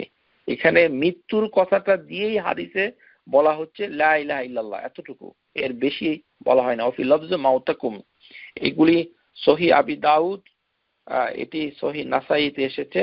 আন আবি হুরায়রা রাদিয়াল্লাহু তাআলা আনহু قال লাকিন্নি মাউতাকুম, মৃত্যুর সময় তোমরা তালকিন করো কি লা ইলাহা ইল্লাল্লাহ। এখানেও লা ইলাহা ইল্লাল্লাহ, ফা ইন্নাহু মান কানা আখিরু কালামাতিহি লা ইলাহা ইল্লাল্লাহ ইনদাল মাউত। বারবার হাদিসে এসেছে যে মৃত্যুর সময় শুধুমাত্র লা ইলাহা ইল্লাল্লাহ শেষ কথাটা হবে। এখানে আবার ট্রান্সলেশন করে তাকে অর্থ শিক্ষা দেওয়া যাবে না, যে আপনি বাংলায় বলেন আল্লাহ হচ্ছে একমাত্র উপাস্য। এই সকল তামাশা করা ঠিক নয়। কারণ মৃত্যুর সময় জিকির হিসাবে আরবি ভাষায় এই কথাটা শুধু বলতে হবে। আর এটা তখনই মুখে আসবে যদি আপনি হর হামেশা লা ইলাহা ইল্লাল্লাহ বলতে থাকেন। আপনারা জানেন যে কোনো জিনিসে আশ্চর্য হয়ে গেলে, আপনারা যেমন বিসমিল্লাহ পড়ার হাদিস জেনেছেন, রাসূলুল্লাহ সাল্লাল্লাহু আলাইহি সাল্লাম কোনো জিনিসে আশ্চর্য হয়ে গেলে, হঠাৎ কোনো অবাক হয়ে গেলে অথবা বিভ্রান্ত হয়ে গেলে সাথে সাথে লা ইলাহা ইল্লাল্লাহ বলতেন। যেমন ইয়াজুজ মাজুজ মানে গর্ত খনন করেছে অথবা দেয়াল ছিদ্র করেছে, ওই হাদিসটার ভিতরে তিনি ঘুম থেকে উঠছেন কি বলে, লা ইলাহা ইল্লাল্লাহ, তারপরে তিনি বলছেন এইভাবে। সুতরাং আমাদেরও চেষ্টা করবেন, আপনারা গাড়ি চালাচ্ছেন, হঠাৎ করে ব্রেকে পাড়া দিচ্ছেন, লা ইলাহা ইল্লাল্লাহ এইভাবে বলবেন। যে কোনো মানুষের সাথে ঝগড়া হচ্ছে, কারোর সাথে লা ইলাহা ইল্লাল্লাহ বলতে পারেন। বাচ্চারা কথা শুনছে না, লা ইলাহা ইল্লাল্লাহ এইভাবে। চুলাতে আগুন ধরিয়ে দিচ্ছেন, হঠাৎ করে একটা দুর্ঘটনা ঘটে যাচ্ছে, লা ইলাহা ইল্লাল্লাহ। এইভাবে বিভিন্ন সময়ে লা ইলাহা ইল্লাল্লাহ বলার চেষ্টা, প্র্যাকটিস আমাদেরকে করতে হবে। এবং স্কলাররা তাই বলেছেন, এবং এটি হাদিসের ভিতরেও এসেছে এইভাবে বলার জন্য। আর যারা একেবারে মৃত্যুর সাথে, যারা মনে করেন দীর্ঘদিন ধরে একেবারে মৃত্যুর মতো বিছানায় শুয়ে আছেন, তাদের জন্য দুইটি দোয়া আমি খাস করে এটি কিতাব থেকে আপনাদেরকে পড়ে শোনাচ্ছি। এটা আমল করার চেষ্টা করবেন। যাদের খুব মুমূর্ষ কেউ আছে, যে কিছুদিনের ভিতরে হয়তো ইন্তেকাল করবে, ডাক্তাররা বলে দিয়েছে যে আর বাঁচার আশা নেই, তাদের লা ইলাহা ইল্লাল্লাহটা একটু ভিন্ন ধরনের হবে। আপনারা ইচ্ছা করলে এটাকে আমল করতে পারেন। দোয়া উল মারিদু ইজা শাআর বিকারবি আজলিহি, যে দুঃখ কষ্টে যেই অসুস্থ ব্যক্তি একেবারে মুমূর্ষ হয়ে চিন্তাযুক্ত হয়েছে, তার জন্য একটি দোয়া। আন আবি হুরায়রা রাদিয়াল্লাহু আনহু আবি সাঈদ রাদিয়াল্লাহু আনহুমা আন্নাহু শাহাদা আলা রাসূলিল্লাহ সাল্লাল্লাহু আলাইহি ওয়াসাল্লাম, তিনি রাসূলুল্লাহ সাল্লাল্লাহু আলাইহি ওয়াসাল্লামের সাথে মানে উপস্থিতিতে মানে শাহেদ রেখে বলছেন, ইজ ক্বাল আল আবদু, যে যখন বান্দা বলে লা ইলাহা ইল্লাল্লাহু ওয়াল্লাহু আকবার, এটি হচ্ছে একবার। ক্বালা ইয়াকুলুল্লাহু আযজা, আল্লাহ তখন সাথে সাথে তার জবাব দেয়, সাদাকা আবদি, আমার বান্দা ঠিকই বলেছে। লা, তারপরে লা ইলাহা ইল্লা আনা ওয়া আনা আকবারু, তাহলে প্রথমটা হচ্ছে লা ইলাহা ইল্লাল্লাহ ওয়াল্লাহু আকবার, তারপরেটা হচ্ছে লা ইলাহা ইল্লা আনা ওয়া আনা আকবারু। ইয ক্বালা আল আবদু লা ইলাহা ইল্লাল্লাহ ওয়াহদাহু, সে যখন লা ইলাহা ইল্লাল্লাহ ওয়াহদাহু বলবে, তখন আল্লাহ তাকে উত্তর দিবে সাদাকা আবদি। তারপরে যখন সে বলবে লা ইলাহা ইল্লাল্লাহু লা শারীকা লাহু, তখন আল্লাহ বলবে সাদাকা আবদি। যখন সে বলবে লা ইলাহা ইল্লাল্লাহু লাহুল মুলকু ওয়া লাহুল হামদু, তখন আল্লাহ বলবেন সাদাকা আবদি। লা ইলাহা ইল্লাল্লাহ ওয়ালা হাওলা ওয়ালা কুওয়াতা ইল্লা বিল্লাহ, তখন আল্লাহ সুবহানাহু ওয়া তাআলা উত্তর দেন সাদাকা আবদি। তারপরে লা ইলাহা ইল্লাল্লাহু ওয়ালা হাওলা ওয়ালা কুওয়াতা ইল্লা বিল্লাহ। এই তার মানে লা ইলাহা ইল্লাল্লাহটা চার ভাবে এখানে হাদিসে এসেছে। এইভাবে বলা যায়, যার উত্তর আল্লাহ সাথে সাথে দেন মৃত্যু পথযাত্রী ব্যক্তিকে। এটা আপনারা যদি তার সামর্থ্য থাকে তাহলে এটা প্র্যাকটিস করাতে পারেন। লা ইলাহা ইল্লাল্লাহু ওয়াল্লাহু আকবার একবার, তারপরে হচ্ছে লা ইলাহা ইল্লাল্লাহু ওয়াহদাহু, এটা আরেকবার, লা ইলাহা ইল্লাল্লাহু লা শারীকা লাহু আরেকবার, লা ইলাহা ইল্লাল্লাহু লাহুল মুলকু ওয়া লাহুল হামদু আরেকবার, তারপরে হচ্ছে লা ইলাহা ইল্লাল্লাহু ওয়ালা হাওলা ওয়ালা কুওয়াতা ইল্লা বিল্লাহ। এই 1 2 3 4 5, এই 5 বার যদি মৃত্যুর সময় কেউ পড়ে তাহলে এটা তার জন্য কষ্ট দূর হয়ে যায়। এই হাদিসটুকু সহিহ ইবনে মাজাতে এসেছে 3862 সিলসিলাতুল হাদিস সহিহের ভিতরে শেখ আলবানী এটা সহিহ বলেছেন। এটি অন্যভাবে এসেছে, আমি আর সেই বিস্তারিত আপনাদেরকে জানাতে চাচ্ছি না, কিন্তু এটা আমল করা যায়। আশা করি এটা যারা ইন্টারেস্টেড থাকেন তাদের মৃত্যুর কাছে, পেশেন্টের কাছে গিয়ে আপনারা এটা নিজেরা পড়তে পারেন। এটা শুনে শুনে ওই রুগী যদি আপনার দেখা দেখি এটা পড়ে তাহলে তারও আল্লাহ যেহেতু তার মনের কষ্টটা দূর হয়ে যাবে। তারপরে এসেছে যে যে আমরা যে দোয়া করি, সেই দোয়া হচ্ছে যে যখন আমরা নামাজ শেষ করে ফেলি, নামাজের শেষে যে দোয়া, সেই দোয়াতে আমরা একবার লা ইলাহা ইল্লাল্লাহটা বলবো।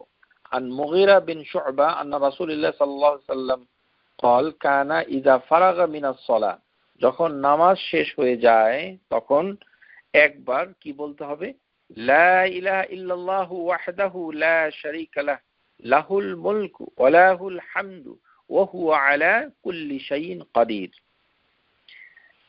আল্লাহুম্মা লা মানি'a লিমা আ'তাইত ওয়া লা মু'তিয়া লিমা মান'আত ওয়া লা ইয়ানফাউ যাল জাদ্দি মিনকাল জাদ। এটা দোয়ার বইতে আছে, এটিও নামাজের পরে পড়া যায়। এটা ইয়াকুলু দুবুরু কুল্লি সালাহ হিনু ইউসাল্লিমু ক্বাবলা আন ইয়াকুম ইয়ারফাউ যালিক সাউতাহু, শব্দ করে এটা পড়ার কথা বলেছে। লা ইলাহা ইল্লাল্লাহু ওয়াহদাহু লা শারীকা লাহ। এটা আরেকটা দলিল আমরা পেলাম যে এই দোয়াটা মনে মনে পড়বেন না, এটা পড়ার সময় আপনার শব্দকে বড় করবেন। মসজিদের ভিতরে শব্দ বড় না করাই ভালো, তবে ইচ্ছা করলে অল্প একটু বড় করতে পারেন, এটা দোষের না, কারণ হাদিসের ভিতরে এটা এভাবে এসেছে। আন ইয়াকুমু, লক্ষ্য রাখতে হবে অন্যের নামাজ যদি কেউ পড়ে তাহলে আপনি শব্দ বড় করতে পারবেন না। সেক্ষেত্রে আপনার হাদিসে এসেছে যে যারা নামাজ পড়ে তাদের সামনে তোমরা উচ্চস্বরে কথা বলো না, সেটা যেই দোয়াই হোক না কেন। আর যদি নামাজ পড়ছে না, বাসায় নামাজ পড়ছেন অথবা মসজিদে অন্য কেউ নামাজ পড়ছে না, জিকির করছেন, তখন আপনি এই দোয়াটা শব্দ করে পড়তে পারেন। লা ইলাহা ইল্লাল্লাহু ওয়াহদাহু লা শারীকা লাহু লাহুল মুলকু ওয়া লাহুল হামদু ওয়া হুয়া আলা কুল্লি শাইইন কাদির, লা হাওলা ওয়ালা কুওয়াতা ইল্লা বিল্লাহ, লা ইলাহা ইল্লাল্লাহু ওয়ালা না'বুদু ইল্লা ইয়্যাহু লাহু নি'মাতুহু ওয়া লাহু ফাদলু ওয়া লাহু সানাউল হুসনা, লা ইলাহা ইল্লাল্লাহ মুখলিসিনা লাহুদ্দিন ওয়ালাউ কারিহাল কাফিরুন। এটি এতটুকু পর্যন্ত আরেকটি হাদিসে এসেছে, কানা রাসূলুল্লাহ সাল্লাল্লাহু আলাইহি ওয়াসাল্লাম ইউহাল্লিলু বিহিন্না দুবুরু কুল্লি সালাহ, নবী সাল্লাল্লাহু আলাইহি ওয়াসাল্লাম প্রত্যেক নামাজের পরে এইভাবেও পড়তেন। দুটো হাদিস আপনাদের সামনে আমরা তুলে ধরলাম, এটি সহিহ মুসলিমের ভিতরে এসেছে। তবে ওটা যদি জটিল মনে হয় তাহলে যেটা সোজা আছে সেটাই আমরা ইচ্ছা করলে পড়তে পারি, ইনশাআল্লাহ। বুঝতে পেরেছেন? তারপরে হচ্ছে আমরা যে উজুর পরে যেটা আমরা বলেছি যে উজুর পরে আমরা পড়তে পারি, সেটা আমরা আলোচনা করেছি। যে এরপরে হচ্ছে যখন আমরা আমরা বাসা থেকে বের হয়ে যাই তখন এক ধরনের দোয়া রয়েছে, সেটা আমরা আলোচনা করেছি আগে। বিসমিল্লাহ তাওয়াক্কালতু আলাল্লাহি লা হাওলা ওয়ালা কুওয়াতা ইল্লা বিল্লাহিল আযীম, এটা আমরা অন্য ক্লাসে আলোচনা করেছি ইনশাআল্লাহ। কিন্তু উজুর ক্ষেত্রে যে আশহাদু আল্লা ইলাহা ইল্লাল্লাহ ওয়াহদাহু লা শারীকা লাহু ওয়া আশহাদু আন্না মুহাম্মাদান আবদুহু ওয়া রাসূলুহু আল্লাহুম্মা ইজআলনি মিনাত তাওয়াবিনা ওয়াজআলনি মিনাল মুতাতাহহিরিন। এটাও মানে আমরা এখানে যোগ করতে পারি, আশা করি বুঝতে পেরেছেন। তারপরে হচ্ছে মানে যে যখন সন্ধ্যা হয়ে যায়, দোয়াও ইদা তুকাল্লিবুল বিল্লাইল। عن عائشة رضي الله تعالى عنها قالت كان رسول الله صلى الله عليه وسلم إذا تدور من الليل যখন রাত হয়ে যায় লা ইলাহা ইল্লাল্লাহু ওয়াহদাহু আল কাহ্হার রাব্বুস সামাওয়াতি ওয়াল আরদি ওয়া মা বাইনাহুমা আল আজিজু আল গাফফার। এই দোয়াটা খুব সুন্দর। এটা সন্ধ্যায় একবার পড়তে হয় রাতের বেলা, যখন মানে মাগরিবের নামাজের পর। লা ইলাহা ইল্লাল্লাহু আল ওয়াহিদুল কাহ্হার লা ইলাহা ইল্লাল্লাহু ওয়াল ওয়াহিদুল কাহ্হার রাব্বুস সামাওয়াতি ওয়াল আরদি ওয়া মা বাইনাহুমা আল আজিজুল গাফফার। সহিহ মাওয়ারিদুজ জামান সিলসিলাতুল হাদিস সহিহা হাদিস নাম্বার 2066। এটি এসেছে মানে সন্ধ্যার সময় এই দোয়া করার কথা এসেছে। এটার ফজিলত আমরা জানি না, তবে এটি সন্ধ্যার সময় ইচ্ছা করলে পড়া যায়। এখন আমরা যে দোয়াগুলো আমরা আরো কিছু বাদ রয়েছে, সেই দোয়াগুলো আমরা এখন পড়ব, যেটি হচ্ছে বাজারে যাওয়ার দোয়া। বাজারে যখন যে ব্যক্তি প্রবেশ করে, সেই ব্যক্তি যদি একবার এই দোয়াটা পড়ে, তাহলে তার আমল নামায় 10 লক্ষ নেকি আল্লাহ সুবহানাহু ওয়া তাআলা লিখেন, আর 10 লক্ষ গুনাহ তিনি মাফ করে দেন, আর 10 লক্ষ স্তর তার মর্যাদা বৃদ্ধি করেন। এই হাদিসটুকুকে শেখ আলবানী হাসান বলেছেন। সুতরাং এটা আমরা প্র্যাকটিস করতে পারি যারা বাজারে যান, দোকানে কোনো কিছু কেনাকাটা করতে। وعن ابن عمر رضي الله تعالى عنه أن رسول الله صلى الله عليه وسلم قال من دخل السوق যে ব্যক্তি বাজারে প্রবেশ করবে فقال لا إله إلا الله وحده لا شريك له له الملك وله الحمد يحيي ويميت। এই জায়গাতে ইউহি ও ইউমিত এসেছে। আরেকটি ইউহি ও ইউমিত পাওয়া যায়, সেটি হচ্ছে সাফা মারওয়াতে যখন মানুষ দোয়া করে সেখানে। وهو حي لا يموت بيده الخير وهو على كل شيء قدير। এতটুকু হচ্ছে দোয়া। এই দোয়াটা কিন্তু বিভিন্ন দোয়ার বইতে ভুল লেখা আছে। কিন্তু প্রিয় শ্রোতা যারা শুনছেন, আমি পূর্ণ হাদিসটা আবারও আপনাদেরকে পড়ে শোনাচ্ছি। দোয়াটা হবে বাজারে যখন আমরা যাব একবার এটা পড়তে হবে, তাহলে 10 লক্ষ গুনাহ মাফ হবে, 10 লক্ষ সওয়াব হবে, হাসানাত হবে, আর 10 লক্ষ গুণ তার মর্যাদা আল্লাহ সুবহানাহু ওয়া তাআলা বৃদ্ধি করে দিবেন। সেই দোয়াটা কি? লা ইলাহা ইল্লাল্লাহু ওয়াহদাহু লা শারীকা লাহু লাহুল মুলক ওয়া লাহুল হামদ ইউহয়ী ওয়া ইউমীত ওয়া হুয়া হাইয়্যু লা ইয়ামুত বিয়াদিহিল খায়র ওয়া হুয়া আলা কুল্লি শাইইন কাদির। এতটুকু আবার লা ইলাহা ইল্লাল্লাহু ওয়াহদাহু লা শারীকা লাহু লাহুল মুলক ওয়া লাহুল হামদ ইউহয়ী ওয়া ইউমীত ওয়া হুয়া হাইয়্যুন লা ইয়ামুত বিয়াদিহিল খায়র ওয়া হুয়া আলা কুল্লি শাইইন কাদির। তার মানে আমরা যারা একটু ভুল করি, সেই ভুলটা হচ্ছে ওয়া হুয়া হাইয়্যুন লা ইয়ামুত, এই কথাটা আমরা বলি না অনেকেই। আরেকটা কি হচ্ছে বিয়াদিহিল খায়র, এটাও আমরা অনেকে বলি না। এই দুটো বাদ পড়ে যাওয়ার সম্ভাবনা খুব বেশি, যে যার হাতে সব খায়র, সব ভালো, ওয়া হুয়া আলা কুল্লি শাইইন কাদির, তাহলেই কাতাবাল্লাহু লাহু আলফা আলফা হাসানাত ওয়া মুহইয়া আনহু আলফা আলফা সাইয়্যাত ওয়া রাফআ লাহু আলফা আলফ দারাজাত। হাযাল হাদিস হাসানাহু আলবানী সহিহ তিরমিজি। এখানে তিনি এটি আরেকটি হচ্ছে যে আপনারা সবাই জানেন যে ইসমে আজম কিন্তু লা ইলাহা ইল্লাল্লাহ। ইসমে আজম ইসমুন আযম,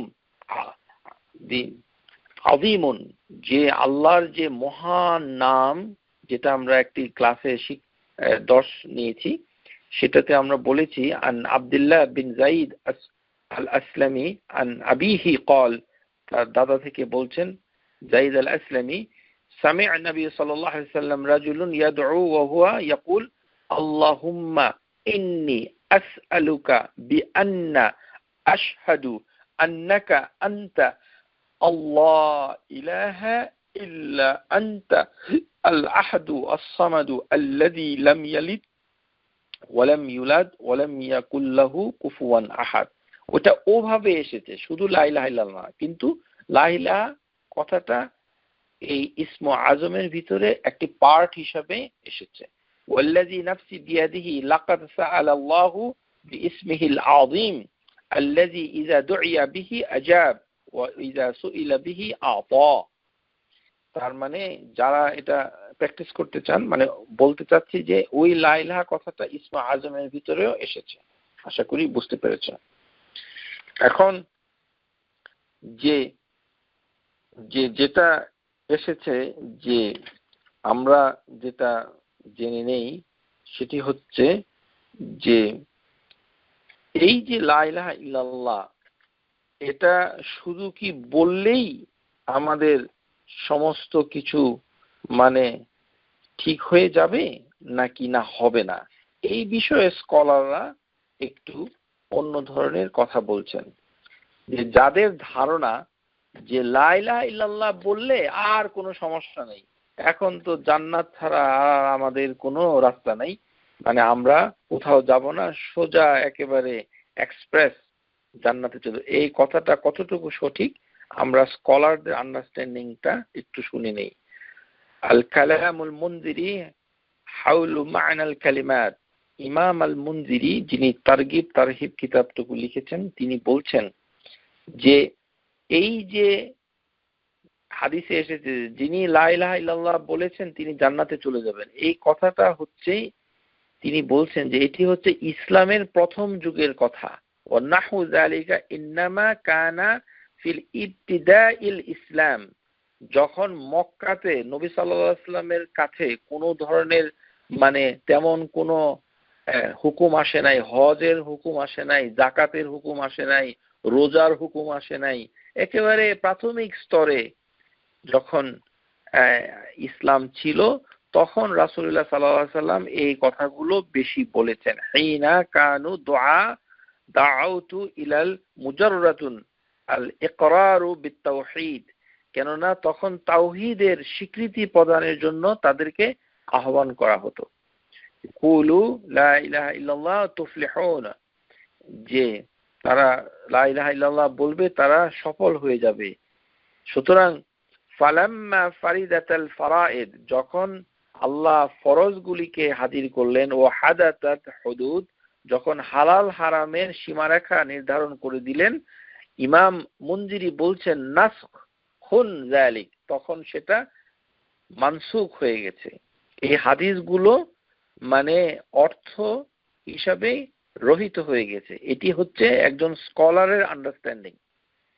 আপনারা এটা আবার অন্যভাবে ব্যাখ্যা করবেন না, আমি শুধু বলছি যে স্কলাররা বলছে যে শুধু লা ইলাহা ইল্লাল্লাহ বলে দিলেই তার সবকিছু হয়ে যাবে, এরকম ধারণা করা ঠিক নয়। এই কারণে এই স্কলার এই কথা বলছে, এবং অন্যান্য স্কলার যারা আছেন তারাও কাছাকাছি একই কথা বলছেন। যেমন মানে ওয়াহাব বিন মুনাব্বিহ, উনি তাবিঈন আল কবির, তাবিঈনদের ভিতরে সবচেয়ে বিখ্যাত একজন ব্যক্তি ছিলেন, এবং তিনি যে কথাটা মানে বলছেন সেটি হচ্ছে ওয়াকালা ওয়াহাব বিন মুনাব্বিহ লিমান সাআলাহু, তাকে বলা হচ্ছে আলাইসা মিফতাহুল জান্নাহ লা ইলাহা ইল্লাল্লাহ, যে আপনি কি জানেন যে জান্নাতের চাবি হচ্ছে লা ইলাহা ইল্লাল্লাহ? তখন ওয়াহাব বিন মুনাব্বিহ রাহিমাহুল্লাহ তাআলা قال বালা, হ্যাঁ আমি জানি, ওয়ালাকিন, কিন্তু মা মিন মিফতাহিন ইল্লা লাহু আসনান, তুমি কি জানো চাবির কোনো দাঁত আছে কিনা? এই চাবির কোনো দাঁত আছে? শুধু লা ইলাহা ইল্লাল্লাহ চাবি ঠিক আছে, কিন্তু চাবির তো দাঁত থাকতে হবে, না হলে তো এই চাবি দিয়ে জান্নাতের দরজা খুলতে পারবে না। ফা ইন আতাইতা বিমিফতাহিন লাহুল আসনান, চাবির যদি এমন না হয় যে এর কোনো দাঁত নাই, তুমি দাঁত যুক্ত চাবি নিয়ে এসো, ফুতিহা লাক, তাহলে আমি মানে জান্নাতের দরজাটা খুলে দেওয়ার ব্যবস্থা করতে পারবো। ইল্লা লাম ইফতাহ, আর যদি চাবির দাঁত না থাকে তাহলে তার জন্য জান্নাতের দরজা খোলা হবে না। ইউশিরু ওয়া ইউশিরু বিল ইনসান ইলা শুরুত লা ইলাহা ইল্লাল্লাহ, মানে এই কারণেই শর্তের দিকে মানুষের মানে লক্ষ্য করতে হবে।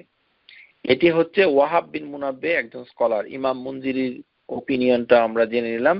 তারপর এসেছে হাসান আল বাসরির, উনিও তাবিঈন আল কাবীর রাহিমাহুল্লাহ তাআলা, তিনি কি বলছেন দেখুন। ওমিন যালিক মা জা আন হাসান আল বাসরি রাহিমাহুল্লাহ আন্নাহু কিলা লাহু ইন্না নাসান ইয়াকুলুন, যে মানুষজন তো বলে যে মান ক্বালা লা ইলাহা ইল্লাল্লাহ দাখালাল জান্নাহ, মানুষজন বলে যে লা ইলাহা ইল্লাল্লাহ বললে জান্নাতে দাখিল হবে, তো আপনি কি বলেন? তখন হাসান আল বাসরি তিনি বলছেন রাহিমাহুল্লাহ তাআলা, ফাকাল মান ক্বালা লা ইলাহা ইল্লাল্লাহ ফাআদ্দা হাক্কাহা ওয়া ফারিদাহা দাখালাল জান্নাহ, যে মানুষ যে বলে সেটা সঠিক কথা হলো যে তাকে হক, আল্লাহর হক বিধানসমূহ এবং ফরজসমূহ যে আদায় করবে সেই জান্নাতে দাখিল হবে। তো এই কারণে বাকি জিনিসগুলো আমাদের জানতে হবে। সুতরাং শুধু লা ইলাহা ইল্লাল্লাহ বললেই কাজ হয়ে যাবে এরকম ধারণা করা ঠিক নয়। যেমন এর দলিল রাসূলুল্লাহ সাল্লাল্লাহু আলাইহি সাল্লাম থেকেও আছে। প্রিয় শ্রোতা, আপনাদেরকে এখন এমন একটি হাদিস বর্ণনা করছি যেটি রাসূলুল্লাহ সাল্লাল্লাহু আলাইহি সাল্লাম নিজে বলছেন যে আল্লাহর প্রতি ঈমান আনাটা পরিপূর্ণ শুধু লা ইলাহা ইল্লাল্লাহ বললে হবে না, সেটি হাদিসের ভিতরে এসেছে। সুতরাং যেমন এসেছে, যেমন আব্দুল কাইসের গোত্রের লোকরা যখন নবী সাল্লাল্লাহু আলাইহি সাল্লামের কাছে আসলো দেখা করার জন্য, নবী সাল্লাল্লাহু আলাইহি সাল্লাম তিনি বললেন, মিনাল কাউম, তোমরা কোন সম্প্রদায়, আও মিনাল উফুদ, তোমাদের কোন গোত্র থেকে এসেছো? ক্বালু রাবিআ, বললো যে আমরা রবিআ গোত্র থেকে এসেছি। রবিআ গোত্র প্রথমে ইসলাম গ্রহণ করতো না, এদের মুসলমানদেরকে অনেক হার্ড টাইম দিয়েছে, আপনারা সবাই জানেন।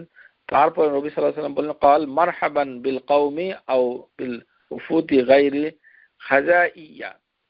খাজাইয়া ওয়ালা নাদামি, যে তোমাদেরকে আর কোনো ইতস্তত অপমান করার কোনো কারণ নাই, তোমাদের প্রতি স্বাগতম, তোমরা আসো। তখন তারা বলল, ক্বালু ইয়া রাসূলুল্লাহ আনা লা ফামারানা বিআমরি ফাসল নাখবির বিহি মিন ওয়ারাইনা ওয়া নাদখুলু বিহিল জান্নাহ, যে আমাদেরকে এমন কিছু পরামর্শ দিন যাতে আমরা জান্নাতে প্রবেশ করতে পারবো, কারণ তারা সবসময় নবী সাল্লাল্লাহু আলাইহি সাল্লামের কাছে এসে দেখা করতে পারে না। এই হচ্ছে রবিআ গোত্রের লোকদের কাহিনী, হাদিসের ভিতরে এসেছে। এই হাদিসটুকু ইমাম মুসলিম এবং বুখারী যারা বর্ণনা করেছেন। তখন নবী সাল্লাল্লাহু আলাইহি সাল্লাম তাদেরকে মানে বললেন, কি বললেন? উনি বললেন ফাআমরুহুম বিআরবা, তাদেরকে চারটি জিনিসের আদেশ করলেন, ওয়া নাহয়াহুম আন আরবা, তাদেরকে চারটি জিনিস নিষেধ করলেন। ওয়া আমরুহুম বিল ঈমান বিল্লাহি ওয়াহিদ, তখন তাদেরকে আল্লাহর প্রতি ঈমান আনার আদেশ দিলেন। তখন নবী সাল্লাল্লাহু আলাইহি সাল্লাম তাদেরকে টেস্ট করার জন্য বললেন, আতাদরুনা, মানে যে ঈমান, আতাদরুনা মাল ঈমান বিল্লাহি ওয়াহিদা, যে এক আল্লাহর প্রতি ঈমান আনা কি বুঝায়, তোমরা কি তা জানো? দেখুন এখানে নবী সাল্লাল্লাহু আলাইহি সাল্লাম কি বলছেন। তারা উত্তর দিল, ক্বাল আল্লাহু ওয়া রাসূলু আ'লাম, আল্লাহ এবং রাসূল ভালো জানেন। তখন নবী সাল্লাল্লাহু আলাইহি সাল্লাম বলছেন, শাহাদাতান আল্লা ইলাহা ইল্লাল্লাহ ওয়া আন্না মুহাম্মাদুর রাসূলুল্লাহ ওয়া ইকামাস সালাহ ওয়া ইতাইজ যাকাহ ওয়া সিয়াম রমাদান ওয়া আন তা'তু মিনাল মাগনামিল খামস ওয়া নাহাহুম আন আরবা। আর তখন তিনি বললেন যে আল্লাহর প্রতি ঈমান হচ্ছে যে আল্লাহ একমাত্র উপাস্য মাবুদ এবং প্রকৃত মাবুদ, মুহাম্মদ সাল্লাল্লাহু আলাইহি ওয়াসাল্লাম হচ্ছে তার রাসূল, এবং নামাজ পড়া, যাকাত আদায় করা, রোজার মাসে রোজা রাখা, আর হচ্ছে গনিমতের মাল থেকে 1/5 খুমুস এটা দিয়ে দেওয়া। এই কাজগুলো করার মানেই হচ্ছে ঈমান। তো এখানে হজ বাদ পড়েছে। হজের কথাটা পরে এসেছে। আপনারা সবাই জানেন যে হজের হাদিস এসেছে অনেক পরে, সুতরাং হজ কথাটা ওখানে নাই। তার মানে হচ্ছে যে যত হুকুমগুলো এসেছে আল্লাহ সুবহানাহু ওয়া তাআলার কাছ থেকে, প্রধান প্রধান হুকুমগুলো কেউ মানতে হবে, এবং সেটা মানাকেই ঈমান বিল্লাহ বলা হয়েছে। আর 4টে জিনিস থেকে নিষেধ করা হয়েছে। নাহাহুম আন আরবা, যে ওয়াহিনতুম দাবাউ ওয়া নাকির ওয়াল মিরফাক। মিরফাত এটি হচ্ছে সবুজ কলস, লাউয়ের পাত্র, খেজুর গাছের গোড়া দিয়ে বানানো পাত্র, আলকাতরা দিয়ে রং দেওয়া পাত্র। এই এই এই সকল পাত্রকে নিষেধ করা হয়েছে। মানে হচ্ছে এগুলো দিয়ে মুশরিকরা, মানে আগেকার দিনের লোকরা মদ খেত। এই কারণে নবী সাল্লাল্লাহু আলাইহি ওয়াসাল্লাম মদ হারাম করার সাথে সাথে মদের পাত্রটাকেও বলেছেন যে ওগুলো তোমরা ব্যবহার করো না। এই হাদিসে শুধু লা ইলাহা ইল্লাল্লাহ বলে ছেড়ে দেওয়া হয়নি, বরঞ্চ বোঝা হয়েছে যে লা ইলাহার পরে অন্য কথাগুলিকেও মানতে হবে, না হলে লা ইলাহা কোনো কার্যকারিতা থাকবে না। আশা করি বুঝতে পেরেছেন।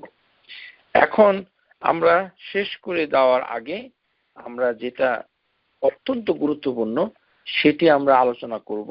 সেটি হচ্ছে এই যে লা ইলাহা ইল্লাল্লাহ আমরা সাক্ষ্য ভিতরে যখনই জীবনে একবার বলে ফেলি, তারপরে আবার যখন আমরা রাসূলুল্লাহ সাল্লাল্লাহু আলাইহি সাল্লামের প্রতি যে ঈমান এনেছি ও আন্না মুহাম্মাদুর রাসূলুল্লাহ, এই কথাটা যখন আমরা বলি, এই সাক্ষ্যটা কি নষ্ট হয় কিনা এটা জানতে হবে। আমাদের বাংলাদেশি মানুষের ধারণা যে আমরা যেহেতু আমাদের আব্বা আম্মা আল্লাহর রহমতে মুসলমান ছিলেন, এখন আমাদের নাম আর সার্কামসিশন করানোর পরে আর মুসলমান হিসেবে বিয়ে হয়ে যাওয়ার পরে নামের মাধ্যমে আমরা মুসলমান হয়ে গেছি, আর কোনো সমস্যা নাই।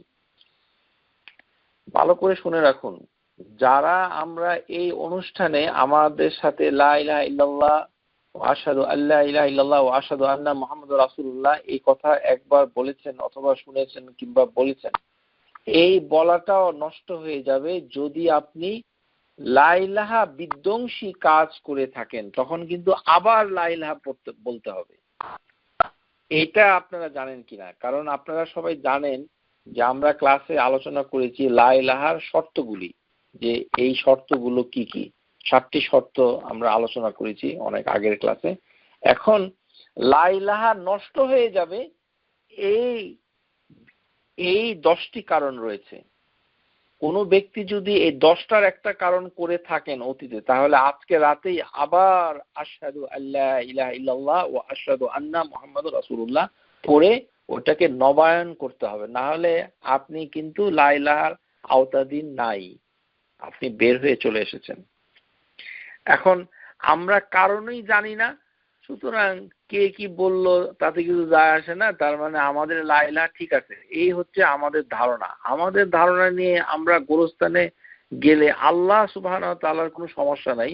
যদি আল্লাহ পুরা বাংলাদেশের সবাইকে জাহান্নামে দেয় তাহলে আল্লাহর কোনো সমস্যা হবে না। আর আল্লাহর কোনো সমস্যা হবে না যদি সারা বাংলাদেশের লোককে মুসলমান বানিয়ে জান্নাতে আল্লাহ দাখিল করে দেয়, তাতেও আল্লাহর কোনো সমস্যা হবে না।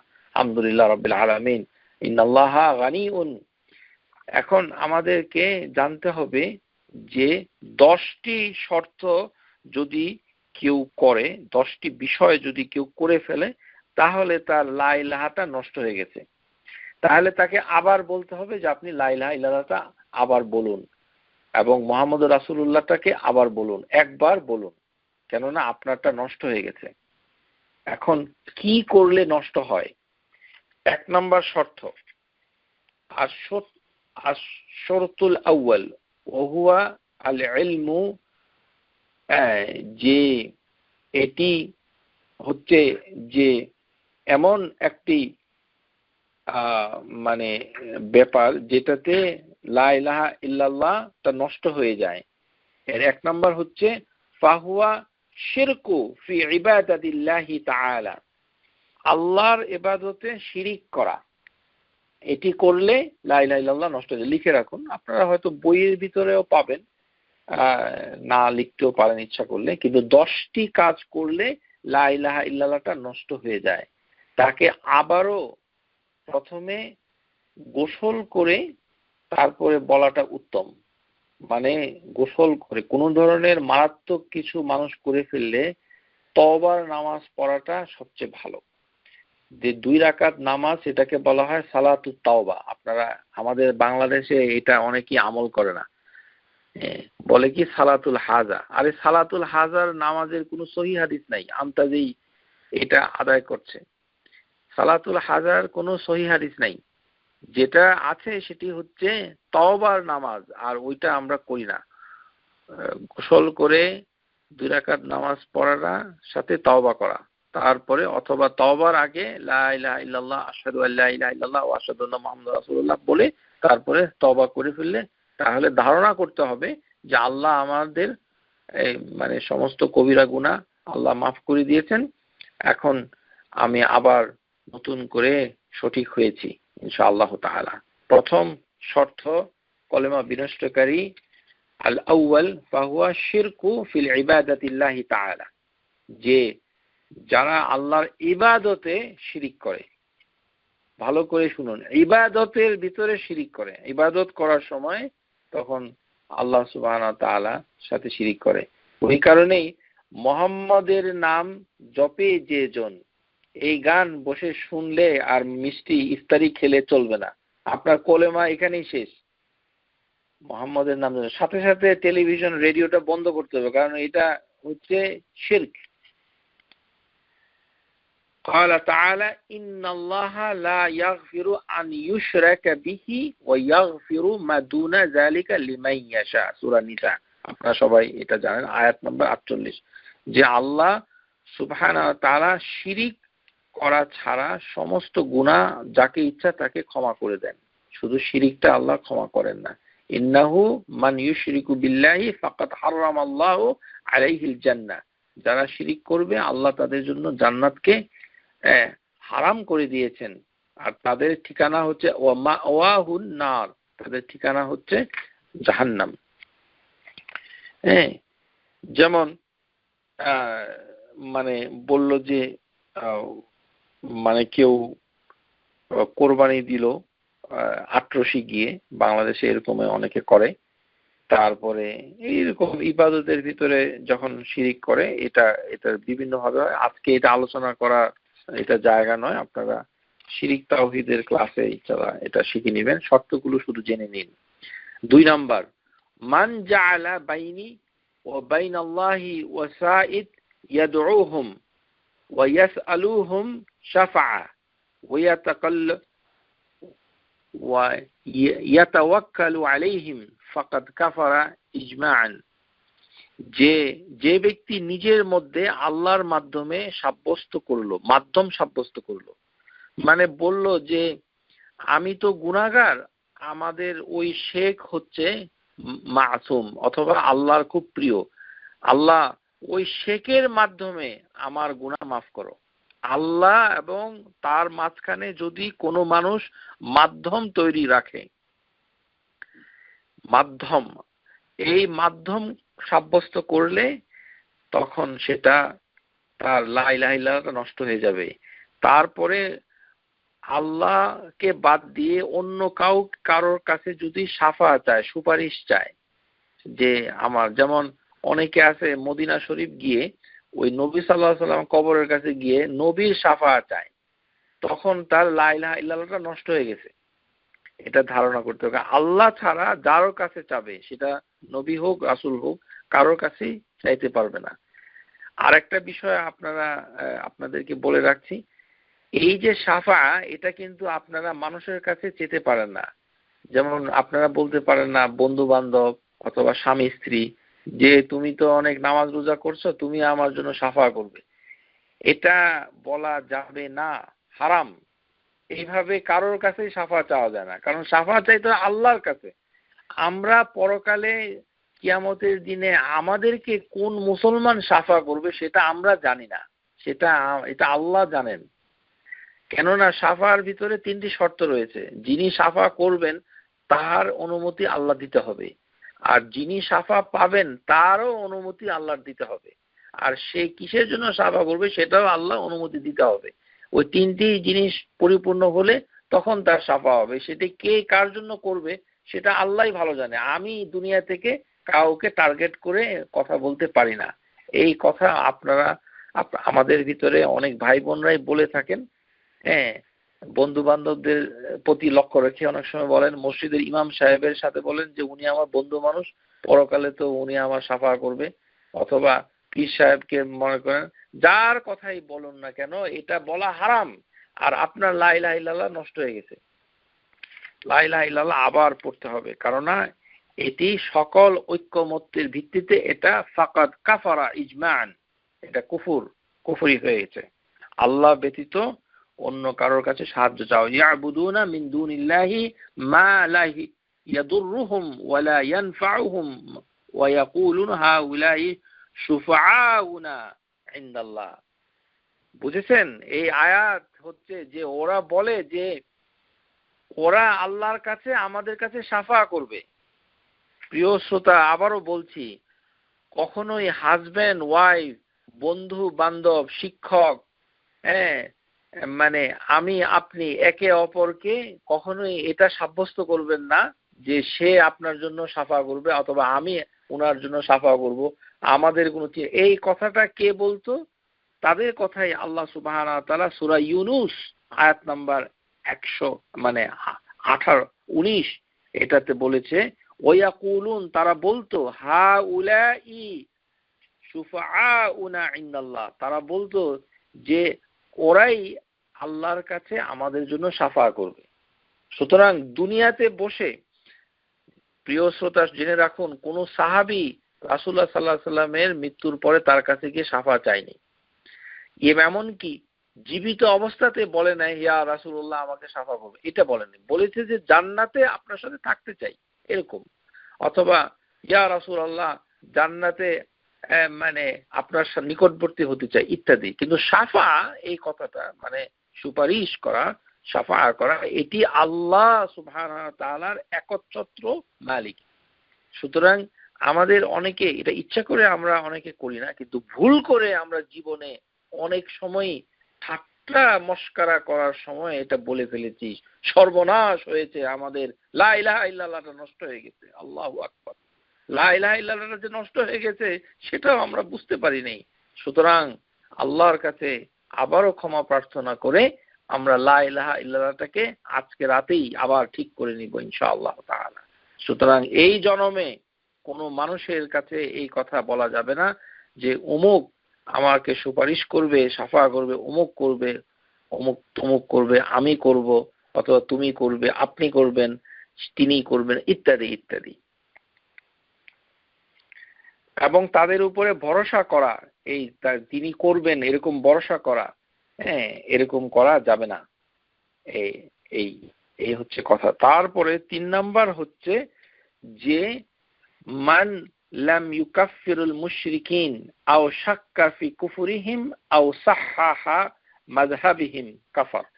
যে ব্যক্তি মুশরিকদেরকে কাফের মনে করে না, অথবা তাদের কাফের হওয়ার ব্যাপারে সন্দেহ পোষণ করে, অথবা তাদের ধর্মকে সঠিক মনে করে, তারও লা ইলাহা ইল্লাল্লাহ শেষ হয়ে গেছে। আমাদের সমাজে দেখা যায় এই রবীন্দ্রনাথের কথা আমাদের মুসলমান সমাজে মানে এমন পর্যায়ে নিয়ে যায়, রবীন্দ্রসঙ্গীত, রবীন্দ্রনাথ, ওই লোক তো হচ্ছে একজন মুশরিক। সে তো ইসলাম ধর্ম কিংবা ইহুদি খ্রিস্টান নয়, সে হচ্ছে একজন মুশরিক।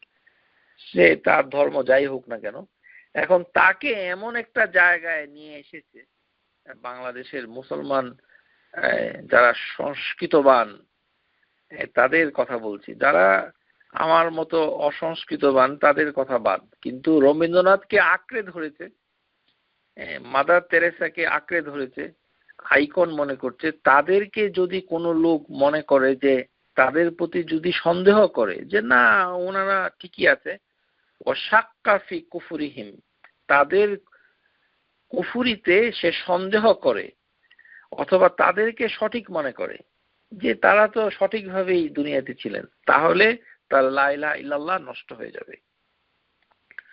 মানে যারা হিন্দু আমাদের দেশে আছে তাদেরকে মনে করতে হবে যে তারা মুশরিক, তারা দেবদেবীর পূজা করে ইত্যাদি। এই আমরা বলছি না যে তাদেরকে ঘৃণা করতে হবে, এইটা কিন্তু বলা হয়নি।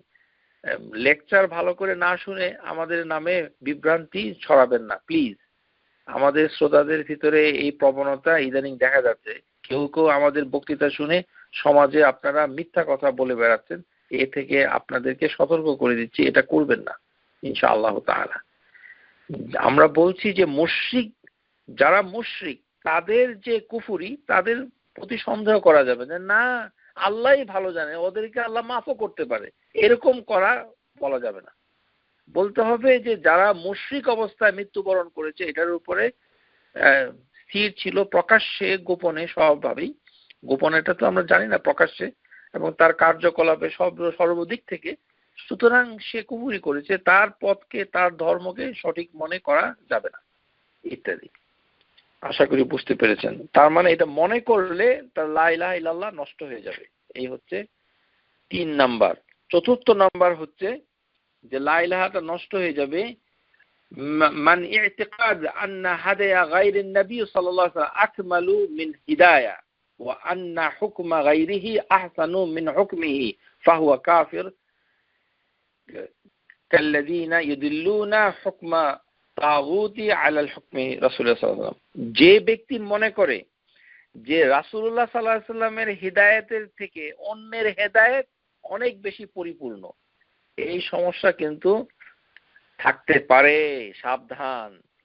নবী সাল্লাল্লাহু আলাইহি ওয়াসাল্লামের হাদিসকে যথেষ্ট মনে করে না, মনে করে যে আরো অন্যের হেদায়েত পথ নির্দেশনা মানে নবী সাল্লাল্লাহু আলাইহি ওয়াসাল্লামের থেকেও পরিপূর্ণ, অথবা তার বিধান নবীর সাল্লাল্লাহু আলাইহি ওয়াসাল্লামের বিধানের থেকেও উত্তম, অথবা তাগুদের বিধানকে নবী সাল্লাল্লাহু আলাইহি ওয়াসাল্লাম বিধানের থেকেও শ্রেষ্ঠ মনে করে, তাহলেও যদি সে মনে করে, মনে প্রাণে এটাকে বিশ্বাস করে, ভালো করে শুনুন, তাহলে তার লা ইলাহা ইল্লাল্লাহ নষ্ট হয়ে গেছে, তাকে তওবা করে আবার লা ইলাহা ইল্লাল্লাহ পড়তে হবে ইনশাআল্লাহ। তারপরে 5ম, যে ব্যক্তি মান আবগাদা শাইআন মিম্মা জাআ বিহি রাসূলুল্লাহ সাল্লাল্লাহু আলাইহি ওয়াসাল্লাম ওয়ালাউ আমিলা বিহি ফাকাদ কাফারা। যে ব্যক্তি নবী সাল্লাল্লাহু আলাইহি সাল্লামের কোনো আনিত বিধানকে অপছন্দ করলো, তারও লা ইলাহা ইল্লাল্লাহ নষ্ট হয়ে যাবে।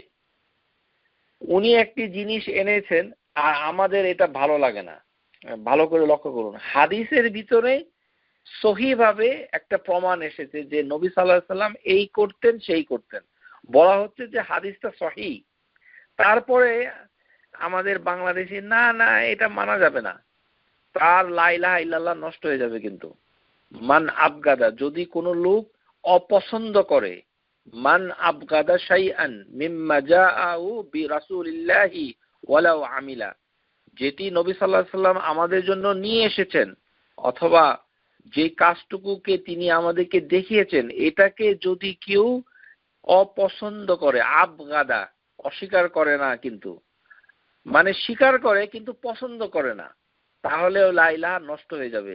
যেমন উদাহরণ দিচ্ছি, আমরা আত্তাহিয়াতু পড়ার সময় আঙ্গুল নাড়াই, এটা আমাদের বাংলাদেশি অনেক মুসলমানের কাছে তামাশা মনে করে, যে উনি এটা তামাশা করে কেন, আপনার কাছে তামাশা, আর আটা হচ্ছে নবী সাল্লাল্লাহু আলাইহি সাল্লাম আমাদের জন্য নিয়ে এসেছেন, এটাকে আপনি ঘৃণা করছেন, আপনার লা ইলাহা ইল্লাল্লাহ নষ্ট হয়ে গেছে, আবারও পড়তে হবে। লিকাউলিল্লাহি তাআলা যালিকা বিআন্নাহুম কারিহু মা আনজালাল্লাহু ফাআহবাতা আমালুহু, সূরা মুহাম্মদ আয়াত নাম্বার 28। এটা হচ্ছে দলিল যে আল্লাহ নাখোশকারী বিষয়কে অনুসরণ করেছে, আল্লাহ তাকে অসন্তুষ্টকারী বিষয়কে ঘৃণা করেছে, যেটাতে আল্লাহ সন্তুষ্ট হয়, যে আমল নবী সাল্লাল্লাহু আলাইহি সাল্লাম যে ইবাদত তিনি দেখিয়েছেন সেটা তাকে ঘৃণা করে। বলা হচ্ছে যে এটা করতে হবে, রাসূলুল্লাহ সাল্লাল্লাহু আলাইহি ওয়াসাল্লাম এটা করেছেন, জানাজার নামাজে সূরা ফাতিহা পাঠ করতে হবে, উনি এটাকে ঘৃণা করে। এই ধরনের ঘৃণামূলক কাজ করা যাবে না, মানে জিনিসটাকে মানতে হবে, আদারওয়াইজ কি হবে, আহবাতা আমালহু, তার আমল সমূহ ধ্বংস হয়ে যাবে। এই ব্যাখ্যাই স্কলাররা দিয়েছেন, আশা করি বুঝতে পেরেছেন। তারপরে 6 নাম্বার হচ্ছে যে মানিস্তাহজারা ইস্তিহাজা বিশাইইন মিন দীনি রাসূলিল্লাহি আও সাওবিহি আও আকাবিহি, যে নবী সাল্লাল্লাহু আলাইহি সাল্লাম দ্বীনের কোনো কিছুকে, সওয়াবকে, আযাবকে নিয়ে ব্যঙ্গ বিদ্রূপ করা, হাসি তামাশা করা, যে মানে উনি রাসূলুল্লাহ সাল্লাল্লাহু আলাইহি সাল্লাম বলেছেন শাফা করবেন, এটাতে সওয়াব হবে, নেকি হবে, এই সকল নিয়ে যোগ করা আমাদের সমাজে অনেকেই করে। নামাজ টামাজ তো পড়ে না, তাদের সামনে এই কারণে আপনাদের প্রতি অনুরোধ, যারা নামাজ টামাজ পড়ে না তাদের কাছে কখনো তারা যেটা নিয়ে তামাশা করে সেই হাদিস আপনারা বর্ণনা করবেন না। কেননা সে এমনি লা ইলাহা ইল্লাল্লাহ বলছে প্রকাশ্যে, এটা ভালো, কিন্তু সে যদি জোকিং করে তাহলে তো সে লা ইলাহা থেকে বের হয়ে যাবে। ইস্তিহাজা বিশাইইন, নবী সাল্লাল্লাহু আলাইহি সাল্লামের দ্বীনের কোনো জিনিসকে যদি ব্যঙ্গ বিদ্রূপ করে, যেমন একজন মহিলা হিজাব করে, পর্দা করে মনে করেন, এবং তাকে কেউ মানে টিজ করলো, ব্যঙ্গ বিদ্রূপ করলো, বলল তোমাকে দেখতে নিনজা টার্টেলের মতো মনে হয়, নিনজা। এই ধরনের হাসি তামাশা যদি কেউ করে, যেটা ধর্মের একটি অন্যতম বিষয়, তাহলে তার লা ইলাহা ইল্লাল্লাহ নষ্ট হয়ে যাবে। ব্যঙ্গ বিদ্রূপ করা দলিল হচ্ছে কুল, বলুন, আবিল্লাহি ও আয়াতিহি ও রাসূলিহি কুনতুম তাস্তাহজিউন লা তা'তাযিরু ক্বাদ কাফারতুম বা'দা ঈমানিকুম, সূরা তাওবা। যে তোমরা কি আল্লাহ তার নিদর্শন সমূহ রাসূলকে নিয়ে ঠাট্টা করেছিলে, তোমরা আর ওজর পেশ করো না, তোমরা ঈমান আনার পরে কাফের হয়ে গেছো। তারপরে হচ্ছে মানে সপ্তম, 7 নাম্বার, সাবআ আস-সাহরু মিনহু সারফু ওয়াল আতফু, যে ভেলকিবাজি, জাদু করা, ভালোবাসা সৃষ্টি করার জন্য কথিত রিং পরা, ফামান ফাআলাহু আও রাদি বিহি কাফারা, যে এই ধরনের জাদু টোনা করা, মানে মানুষের ভিতরে বিভেদ তৈরি করা, এই ইত্যাদি করা, মানে জাদু করা, হাত গণনা করা। আপনারা সবাই জানেন যে আমাদের দেশে রাশি দেখে, রাশিফল, জাদুকে বলা হয় সাহার, আর ভাগ্য গণনাকে বলা হয় কাহানা। এই কাহানা যে ব্যক্তি করবে তার নামাজ 40 দিন পর্যন্ত কবুল হবে না। মান আতা আরাফা ফাসাআলা, যে ব্যক্তি গণকের কাজে শুধুমাত্র আসলো, গণকের কথা বিশ্বাস করে নাই, কিন্তু শুধুমাত্র মজা করার জন্য হাতটা দেখাচ্ছে, যে আমি তো আসলে এগুলো বিশ্বাস করি না। তো বিশ্বাস না করলে আপনি হাতটা দেখাচ্ছেন কেন? যে হাত দেখাচ্ছি মজা করার জন্য। এই যে হাতটা শুধু দেখায়, মান আতা আরাফা, যে ব্যক্তি হাত দেখে, তার কাছে যদি কোনো লোক শুধুমাত্র আসে, ফাসাআলাহু আন শাইইন, তাকে কিছু জিজ্ঞাসা করে, যে আপনি বলেন তো আমার হাতে কি লেখা আছে, বিয়ে হবে কিনা, বাংলাদেশে যাব কিনা, চাকরি হবে কিনা, ছেলে হবে কিনা, আমার এই বিয়েটা কিরকম ভালো, কবে মারা যাব, অসুখ হবে কিনা, হাতের ভিতরে কি লেখা আছে, গণকের কাছে গিয়ে জিজ্ঞাসা করে। কিন্তু গণকের কোনো কথা হয়তো সে বিশ্বাস করে না, কিন্তু শুধু জিজ্ঞাসা করে। এই জিজ্ঞাসা করার অপরাধে লাম তুকবিলু লাহু সালাতুন আরবা ইয়াউম, 40 দিন পর্যন্ত তার নামাজ কবুল হবে না। মানে নামাজ সে পড়বেই, কিন্তু তার নামাজের কোনো সওয়াব হবে না। নামাজ হবে কিন্তু নামাজ কবুল হবে না, অর্থ হচ্ছে যে নামাজ তার হচ্ছে, কিন্তু নামাজের কোনো সওয়াব তার লেখা হবে না, কেননা এটা তার শাস্তি। আর যদি সে গণকের কথা বিশ্বাস করে, তাহলে তার লা ইলাহা ইল্লাল্লাহ নষ্ট হয়ে যাবে। আর যদি গণকের কথা বিশ্বাস না করে, তাহলে তার শাস্তি হচ্ছে 40 দিন পর্যন্ত সে নামাজ পড়বে, কিন্তু এই নামাজে তার কোনো সওয়াব হবে না। এই হচ্ছে তার শাস্তি। এই টিয়া পাখি দিয়ে হাতের আঙ্গুলের রেখা, পাথর নিক্ষেপ করা, অক্ষর গণনা, এই ইত্যাদি ইত্যাদি মানে এর অন্তর্ভুক্ত। তারপরে হচ্ছে অষ্টম হচ্ছে সামানি আল মুশরিকিনা মাআহু ওয়ানাতুম ওয়ানাতুম আলাল মুসলিমিন। যে মুআনাতুন মানে হচ্ছে মুআনা মানে মুশরিকদের সাহায্য করা, মুসলমানদের বিরুদ্ধে হিন্দুদেরকে যদি কেউ সাহায্য করে, মানে যে হিন্দু মুশরিক যারা, তাদেরকে সাহায্য করা হচ্ছে মুসলমানদের বিরুদ্ধে কাজ করার জন্য। এই কাজ যদি কেউ করে তাহলে তার লা ইলাহা ইল্লাল্লাহ নষ্ট হয়ে যাবে, যে ব্যক্তি করুক। এর দলিল হচ্ছে সূরা মায়েদা আয়াত নম্বর 51, ওয়ামান ইয়াতাওয়াল্লাহুম মিনকুম ফাইন্নাহু মিনহুম ইন্নাল্লাহা লা ইয়াহদি কওমাজ জালিমিন। যে ব্যক্তি তাদের সাথে বন্ধুত্ব করবে, মুশরিকদের সাথে, সে তাদের অন্তর্ভুক্ত হয়ে যাবে। তারপরে 9 নাম্বার হচ্ছে মান ইতিকাদান, যে মনে প্রাণে বিশ্বাস করবে, আন্না বা'দান নাস ইয়াসাউহুল খুরুজি আন শরিয়া মুহাম্মাদুর রাসূলুল্লাহ সাল্লাল্লাহু আলাইহি ওয়াসাল্লাম ফাহুয়া কাফির। যে ব্যক্তি মনে করে যে কিছু লোক নবী সাল্লাল্লাহু আলাইহি ওয়াসাল্লামের শরীয়ত থেকে বের হতে পারে, যেমন আমাদের দেশে বলা হয় কি খয়েস খিজির, মানে এই নামে আসলে নামগুলো আমাদের দেশে শুদ্ধ করে বলা হয় না। ওর নাম হচ্ছে আল খাদার হচ্ছে আর নাম। এটি মুসা আলাইহিস সালাম সূরা কাহফের ভিতরে যে কাহিনী এসেছে, যে উনি একজন বনি ইসরাইলের সময়কালীন একজন জ্ঞানী ব্যক্তি, আল আলিম কাবীর। তার কাছে মুসা আলাইহিস সালামকে পাঠানো হয়েছিল শিক্ষা নেওয়ার জন্য। এখন যারা সুফি তারা মনে করে যে আল খাদার মুসা শরীয়ত থেকে বের হয়ে গিয়ে নতুন এক ধরনের ধর্ম সে পালন করত, সেটা শরীয়তের বাইরে।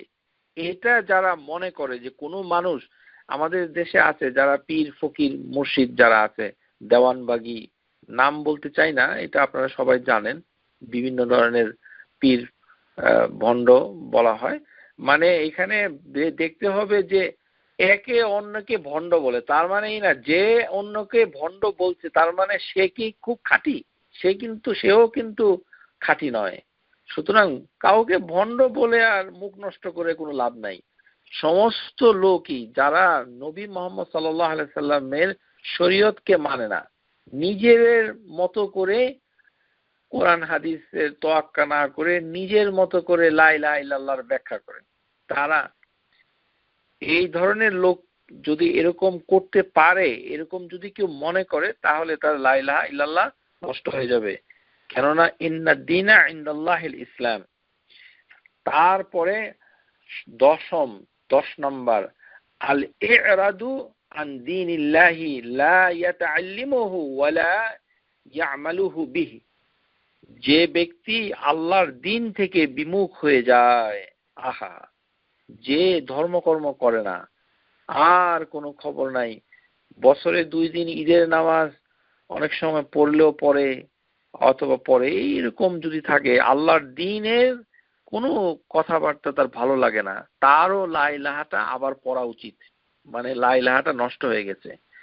এই স্কলাররা বলছেন যে দ্বীন শিখেও না আর দ্বীনের উপরে কোনো কাজও করে না, লা ইয়াতাআল্লামুহু ওয়ালা ইয়ামালুহু, এরাও এর অন্তর্ভুক্ত হবে। মানে আমরা যেটা বলতে চাই যে তাদের আসলে লা ইলাহাটা নষ্ট হয়ে গেছে, তাদেরকে আবারও সুন্দর করে গোসল উজু করে তওবার নামাজ পড়ে অন্তত একবার আশহাদু আল্লা ইলাহা ইল্লাল্লাহ ওয়া আশহাদু আন্না মুহাম্মাদুর রাসূলুল্লাহ এটা পড়া উচিত।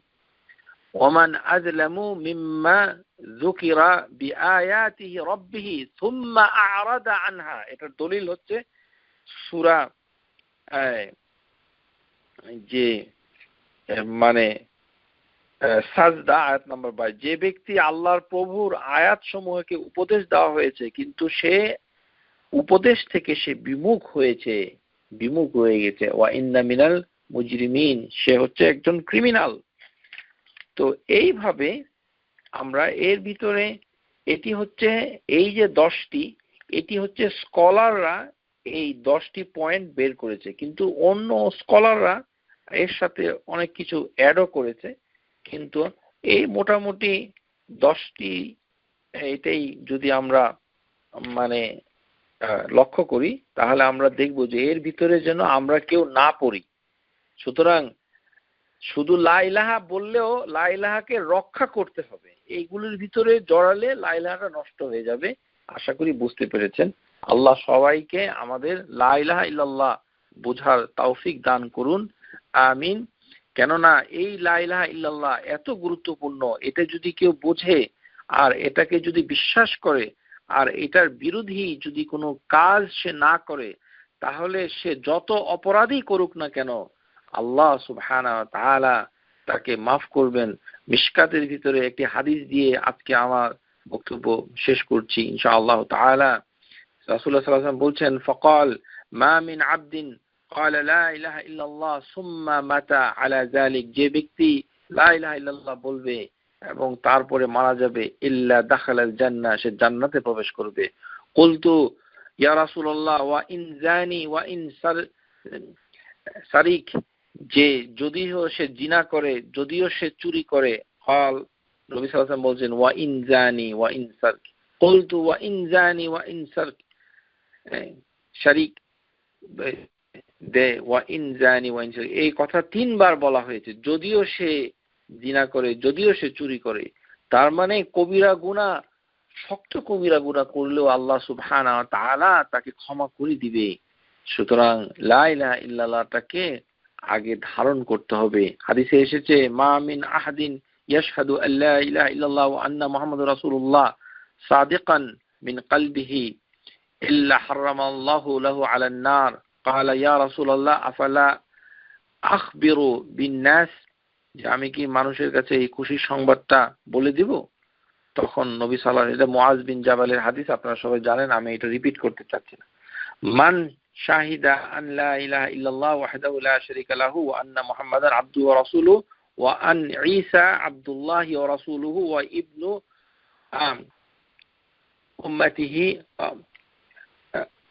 উম্মতিহি ওয়া কালিমাতুহুল কাহাহি ইলাল মারইয়াম রূহুম মিনহু ওয়াল জান্নাতুন নার হাক্কুন আদখালাল্লাহুল জান্নাহ ওয়া আলা মান মা কানা মিন আমাল। এই যে একটি হাদিস, এই হাদিস দিয়ে প্রমাণ হচ্ছে যে আমরা যারা মানে খ্রিস্টানদেরকে যদি কোনোদিন মুসলমান করার কারোর সৌভাগ্য হয়, তাহলে কিন্তু আপনারা শুধু লা ইলাহা ইল্লাল্লাহ মুহাম্মাদুর রাসূলুল্লাহ বলে ক্ষান্ত হবেন না। ভালো করে লক্ষ্য করুন, কোন খ্রিস্টান যদি মুসলমান হয়, তাহলে তাকে মুসলমান বানাতে হলে অবশ্যই মারিয়াম এবং তার পুত্র ঈসা ইবনে মারিয়াম, সে যে আল্লাহর বান্দা এবং রাসূল, এই কথাটাও স্বীকৃতি দিতে হবে, না হলে হবে না। কেউ যদি বলল যে মুহাম্মদ সাল্লাল্লাহু আলাইহি ওয়াসাল্লাম আল্লাহর বান্দা রাসূল, আর মারিয়াম এবং তার পুত্র ঈসা সম্পর্কে কিছু বলল না, তখন সে মুসলমান হবে না। সুতরাং এটাকেও পরিবর্তন করতে হবে। দলিল হচ্ছে উবাদা বিন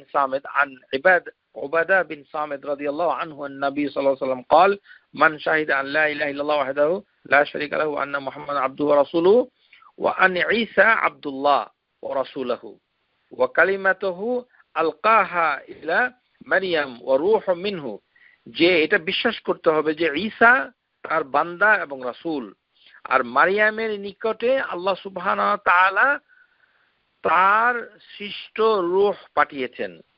আল্লাহর রূহ পাঠান নাই। রূহ মিনহু রূহ মানে হচ্ছে জিবরাইল আলাইহিস সালাম, তাকে রূহ বলা হচ্ছে। এবং আল্লাহ সুবহানাহু ওয়া তাআলা যে রূহ তৈরি করেছেন, সেই রূহ সৃষ্ট রূহকে জিবরাইলের মাধ্যমে তার কাছে পাঠিয়েছেন। কালিমাতুহু আলকাহু, এটাই তার কাছে প্রেরিত হয়েছে। এটার উপরে তার বিশ্বাস করতে হবে যে আল্লাহর অংশ এই মারিয়ামের শরীরে প্রবেশ করে নাই।